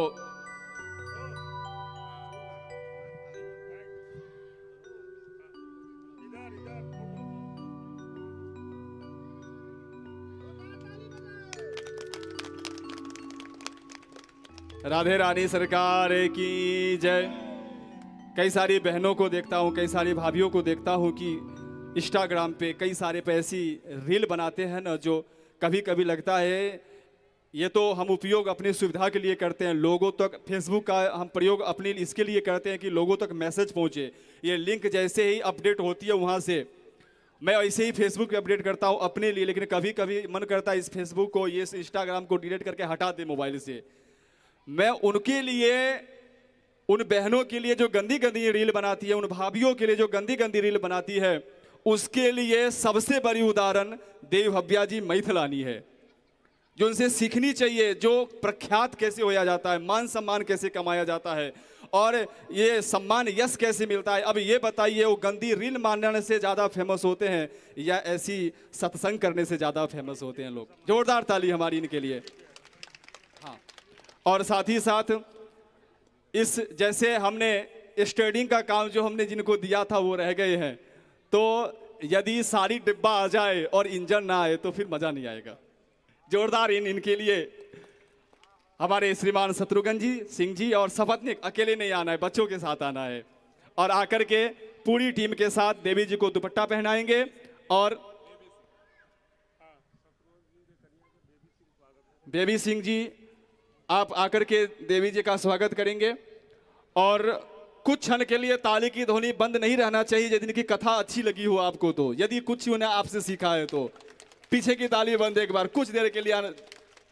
राधे रानी सरकार की, गोवर्धन नाथ की। आइए एक दुपट्टा ले ले, देवी जी को पहनाए और सभी लोग हाथ लगा लिए। आइए देवी जी को दुपट्टा पहनाइए, सभी लोग हाथ लगाइए और एक जयकारा करते हुए सुंदर सी एक इनकी तस्वीर ले जो एक यादगार बन के रह जाए। और बहुत ही सुंदर आपने अपने मुखार बिंद से हम सभी को ये चीज हमने देखा है देव भैया जी मैथिलानी के मुख से, जो कोई बात कहना हो तो इनको डर नहीं लगता, इनको भय नहीं लगता है। यदि किसी बहन के लिए कहना है तो उसी समय, भाई के लिए कहना है तो उसी समय, बुरा लगना है तो वो अपने घर हम अपने घर। और ऐसी एक गुरु के लक्षण होने चाहिए। ये एक गुरु को अधिकार है मारना भी, डांटना भी और समझाना भी, और ये अधिकार आप लोग कभी नहीं ले सकते अपने गुरुओं से। और यदि ये आपने अधिकार अपने गुरुओं से छीन लिया, अपने माता पिता से छीन लिया, अपने शिक्षकों से छीन लिया, जो मुझे मार नहीं सकते, मुझे डांट नहीं सकते हैं, तो फिर आप जीवन में कभी आगे बढ़ नहीं सकते हैं, कभी आगे नहीं बढ़ सकते आप। जोरदार ताली देवी जी के लिए। आइए सभी कमेटीगण अपने अपने स्थान पर बैठ जाए। और कई सारे ऐसे भक्त होंगे, एक छोटी सी मैं उदाहरण दे करके मैं भी अपनी वाणी को, तो आइए सब लोग धीरे धीरे आकर के बैठ जाए। और केवल एक छोटी सी उदाहरण देकर के मैं आपको अपनी देवी जी से सीधे जुड़ेंगे। जो भी कार्यकर्ता हैं, धीरे धीरे आपने बहुत मेहनत की है, अपनी अपनी कार्य को संभाले। आज अंतिम दिवस है। एक छोटी सी कथा सुनना होगा, 1 मिनट की, ध्यान से उसे सुनना है। एक भिखारी था, भीख मांग रहा था ट्रेन में, अंधा था, कुछ दिखाई उसे नहीं दे रहा था। वो अंधा भीख मांगते मांगते जा रहा था। और ट्रेन में क्या है, ज्यादातर 3 सीट होती है स्लीपर में, नीचे वाली, बीच वाली और ऊपर वाली। तो क्या ऊपर में बैठे थे जो स्टूडेंट, जो बच्चे होते हैं नए एग्जाम देने के लिए जा रहे थे। तो जो नए बच्चे होते हैं ना, बहुत बदमाश होते हैं, मस्करी करने वाले होते हैं, उनकी मजाक करने की, हैरान करने की आदत कईयों में ज्यादा होती है, चंचलता। वो ऊपर बैठा था, भिखारी भीख मांग रहा था, भगवान के नाम पे दे दो, भगवान के नाम पे दे दो। वो जैसे आगे बढ़ रहा था तो किसी ने कुछ दिया, किसी ने कुछ दिया। तो ऊपर वाले ने बोला चलो इस भिखारी को देना चाहिए क्योंकि अंधा है और अंधे का मदद करना चाहिए। ऊपर से क्या है, जेब से कुछ पैसा निकाला, दूर पर रहा था। तो वो ऊपर वाले ने बीच वाले को दिया है, भाई वो जो याचक है उसको दे दो। उसने क्या किया, वो लिया और उसके हाथ में दे दिया। अब वो जो अंधा भिखारी था क्या बोला, भगवान खुश रखे, आनंद में रहे, मौज करे, मस्त करे, भगवान सुख रखे। अब जो बीच वाले ने दिया क्या बोलता है, देखो पैसा दिया है ऊपर वाले ने, आशीर्वाद मिल रही है मुझे। पैसा दिया ऊपर वाले ने, आशीर्वाद मिल रही है मुझे। वो अंधा याचक से रहा नहीं गया। उसने क्या कहा पता है, मैं अंधा हूं, मेरा आशीर्वाद अंधा नहीं है। कितनी बड़ी बात बोली। ये मैं उस अंधे की कहानी, वो याचक की कहानी नहीं सुना रहा हूं, ये कहानी मैंने गोविंद की सुनाई है। ये जो तन से, मन से, धन से, प्रत्यक्ष में अप्रत्यक्ष में जो सेवा किया है ना, वो बीच में जो मस्करी ऐसा कर रहा होगा, हमने किया है, मुझे आशीर्वाद मिलेगा, तो मेरा गोविंद अंधा नहीं है। गोविंद सब देख रहा है और सबको आशीर्वाद मिलेगा। जो जैसा किया है उसको वैसा फल मिलेगा, इसीलिए तो मेरा गोविंद है। आइए सबकी कामनाएं, मनोकामनाएं पूरी हो, सबकी इच्छाएं पूरी हो। और सीधे हाँ, इसमें क्या है, आप लोगों का सम्मान नहीं हुआ है। तो आप लोग यहाँ पे किसके लिए आए हैं? आप लोग हमारे लिए। आप आजकल शादियों में देखता हूँ, बस गए 10 मिनट के लिए, भोजन की थाली उठाई, डिश लिए, खाए, आधे घंटे घूमे, सीधे घर आ जाते हैं। ये 3-3 घंटे कोई नहीं बैठता है शादी में, और भी ठंडी में कोई नहीं बैठता है। आप लोग किसके लिए बैठे हैं? मेरे गोविंद के लिए बैठे हैं, अलवेली सरकार राधे रानी के लिए बैठे हैं। तो सारे के सारे इष्ट किसके हुए? सब जो सब हैं, किनको मानते हैं? गोविंद को मानते हैं। यदि मान लीजिए कोई यहाँ पे मेरे भगवान का अनादर करे तो कौन बर्दाश्त करेगा? यहाँ पे कोई बर्दाश्त नहीं करेगा, क्योंकि हमारे सर्वस्व मेरे गोविंद हैं। तो मैं देवी जी से निवेदन करता हूँ कि दुपट्टा लेकर के गोविंद जी की सम्मान करें, मेरे ठाकुर जी की, और गोविंद की सम्मान हम सबकी सम्मान।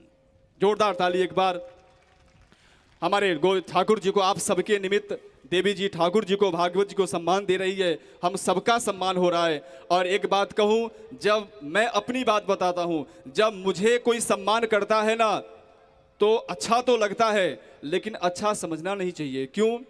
क्योंकि अपमान से नहीं डरना चाहिए, इंसान को मान से डरना चाहिए। ये चीज़ कम लोग ही समझ पाएंगे कि मान से क्यों डरना चाहिए। तो आइए थोड़ी सी कुछ बातें पढ़ी है और हम ये पांडे जी से समझे और बहुत ही सुंदर कथा की तरफ हम चलेंगे। कईयों ने तो मन में बना के आए होंगे, पंडित देवी जी डेली 11:30 बजाती है कथा में, तो आज कहीं 12:30 ना कर दे, तो हो भी सकता है। आइए, राधे रानी सरकार की जोरदार ताली होनी चाहिए।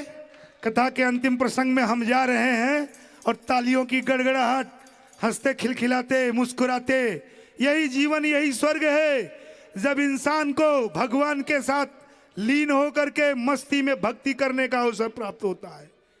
हम सब लोगों के बीच में कुछ अतिथि और मेहमान आए हैं जिन्हें मैं बुला करके मंच पर आशीर्वाद प्राप्त करवाना चाहता हूं और उन्होंने जो दान दिया है उसका ब्यौरा देना चाहता हूं। हमारे बीच आए हुए हैं रामपाल कलाल ब्लोसम प्राग, 1100 रुपया, जोरदार ताली।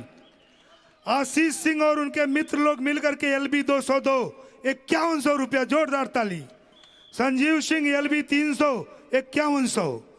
सुजीत भाई महालक्ष्मी 6100 रुपया, जोरदार ताली। मुकेश भाई महालक्ष्मी के दोस्त और 250 kg आटा, जोरदार ताली। रवि भाई राठौड़ 5100 रुपया, जोरदार ताली। और धनजी सिंह 5100 की झड़ी लगी है, तालियों की भी झड़ी लग जानी चाहिए। सत्येंद्र सिंह श्रीनिवास सोसाइटी के ब्रदर भागवत कथा के आयोजक टीम में से आकर के आशीर्वाद प्राप्त करेंगे। ये मंजिल यूं ही तय हो जाती है, हंसते हंसते कट जाए रास्ते, जिंदगी आसान हो जाती है। जब मंजिलों में साथ देने वाले हजारों साथी मिलते हैं तो फासला मंजिल का बिल्कुल नजर ही नहीं आता। अभी जैसे सरोज झा जी ने कहा कि यह कथा 15 दिवस में ही तैयार हो गई, उसमें आप सब लोग भी तैयार हो गए और सब ने मिलकर के इतना सहयोग दे दिया कि कथा भी पूरी हो गई। और सुबह कल 8 बजे जिसे जो भी देना है, कल दान का दिन है, कल अन्नपूर्णा का दिन है। देखता हूं कौन कौन सवेरे 8 बजे आटा, चावल, दाल, पिसान, जितने भी रसोई का सामान होता है, जिसको जो ज्यादा पसंद हो, तेल जिसको पसंद होगा तेल भी देगा, तेल भी देना है भाई, बाबा मास्टर कह रहे हैं। सबको तेल तो पसंद है ही, तो सब कुछ लाना है, बाबा का प्रसाद बनाना है, मिलजुल करके खाना है। क्योंकि आप अपने जीवन में कोई भी मनौती मानी होगी, देवी माई का, भगवती माई का, दुर्गा माई का, बेटा बेटी का ब्याह हो जाए, पुत्र पुत्री पैदा हो जाए, लेकिन मनौती पूरी नहीं हो या भूल गई हो, लेकिन जो महाप्रसाद में दान दे देता है उसकी मनौती पूरी होती है। क्योंकि इसमें 33 कोटि देवता आते हैं, उसमें मनौती वाले आपके भी देवता आएंगे, तो उनके लिए जोरदार ताली हो जाए। एक जन कहे कि महाराज बड़ी मंदी है, पैसा नहीं है। बोला क्यों? मंदिर में जो चढ़ाते हो अंगाऊ, वो भी महाप्रसाद में लाके दान कर दो। जो अंगाऊ वहां चढ़ाना था यहाँ भी चढ़ाओगे तो वही देवता मिल जाएंगे। तो मंदिर का भी पैसा लाके महाप्रसाद में दे जाओ। क्योंकि धर्म करने के लिए धन की जरूरत नहीं, मन की जरूरत है। जिसका मन बड़ा है उसके पास धन अपने आप पैदा हो जाता है। नहीं तो करोड़ों रुपया होगा, उसकी देने की इच्छा नहीं तो किस काम का। एक आदमी ने कहा कि मैं 100 रुपया दूंगा, मेरे बोलोगे? मैं बोला पक्का बोलूंगा। क्योंकि जितना 1000 बड़े आदमी के लिए है उतना तुम्हारे लिए 100 रुपए का महत्व है, इसलिए तुम्हारी भी उतनी वैल्यू है। जीवन बड़ा नहीं होता, जीवन बहुत छोटा होता है। आप लोग महसूस करना, 30-40 साल 50 साल की उम्र हो गई, पता चलता है यूं ही जीवन बीत गया। लेकिन सिर्फ एक ही चीज याद रखती है, याद रखना, धर्म, किया हुआ धर्म, किया हुआ दान, किया हुआ कर्म, यही जीवन की मूल पूंजी है। पता नहीं कितने साथी छूट गए, कितने छूट जाएंगे। मंजिल यूं ही चलती रहेगी, मंजिल पूरी नहीं होगी। लेकिन जो धर्म करेगा, दान करेगा, उसी का जीवन में आना स्वार्थ हुए है और उसी का स्वर्ग जाना होगा। तो ये नहीं है कि मरना है, तो ये है कि तुम्हें करना क्या है। मरना तो निश्चित है, डेट ऑफ फिक्स, बट आपने जिंदगी में क्या दिया और क्या अच्छे कर्म किया। यही तो आपके जीवन की सौगात होगी। कहते हैं कि मर जाओ ऐसा मरो कि खुशबू अगरबत्ती की तरह जीवन में फैल जाए। क्या विचार थे। एक बार अपने आप के लिए जोरदार ताली हो जानी चाहिए। अब मैं अंतिम जयकारा लगा के जाऊंगा, लेकिन जयकारा ऐसा लगना चाहिए कि फिर से अगले साल उस जयकारे की गूंज गूंजती रहे और ब्लॉसम पार्क में वापस देवी भव्या झा की कथा पुनः उसी तरह तारीख पर होती रहे। बोलो राधा रानी सरकार की, बोलो किशन कन्हैया लाल की, बोलो बागे बिहारी लाल की, बोलो भागवत भगवान की, बोलो देवी भव्या झा की, बोलो देवी भव्या झा की, बोलो जय जय श्री राधे, जय श्री राम, जय श्री राम, जय सत्य सनातन धर्म की, सत्य सनातन धर्म की, सत्य सनातन धर्म की, बोलो जय जय श्री राधे, जय राधे राधे। दुर्गेश भाई से आग्रह है, इसी बात पे खूब बढ़िया सा भजन एक बार हो जाए। अब दीदी जी टाइम के नहीं है, बिल्कुल टाइम नहीं है। दीदी जी के आदेश के बाद, दीदी जी के आदेश के बाद, हाँ आदेश उनका होना चाहिए। उसके बाद अगर इन्होंने आग्रह की तो करना तो है ही, लेकिन इससे पहले मैं सुभाष झा जी से आग्रह करूंगी कि व्यासपीठ पर आकर के सपत्नी आकर के आशीर्वाद ले। पता है क्यों बुलाया है इन्हें? अगर इन्हें ना बुलाओ तो ससुराल में फिर जगह नहीं मिलेगी। रिश्ते में ननद है, और ननद क्या होती है? दो चारन होती है। तुरंत आग लगाएगी ये कि हमें नहीं बुलाया, इसलिए मजाक कर रही हूं। जरा इनके लिए जोरदार ताली, क्योंकि करुद्रा लाने वाले बस ये हैं।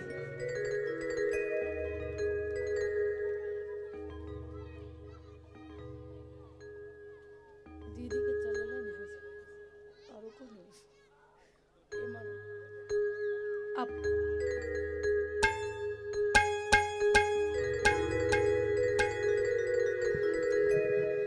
चलिए, आज कथा का अंतिम दिवस, और बाकी कभी भजन सुनना हो तो स्पेशल उसके लिए बुलाएं। ये भागवत का मंच है, थोड़ी मर्यादा होती है, लेकिन एक बार दोनों हाथ उठा करके कहिए राधे राधे राधे राधे। ये पीछे वाले भी सभी हाथ उठा करके जयकार लगाइए। बोलिए वृंदावन बिहारी लाल की जय हो। आइए बड़े भाव से। हो राधे राधे राधे राधे राधे राधे राधे राधे राधे हो राधे राधे राधे राधे राधे राधे राधे राधे राधे। मेरे बाके बिहारी सरकार बना दो बिगड़ी मेरी। मेरे बाके बिहारी सरकार बना दो बिगड़ी मेरी। हो बिगड़ी मेरी श्याम बिगड़ी मेरी, बिगड़ी मेरी श्याम बिगड़ी मेरी।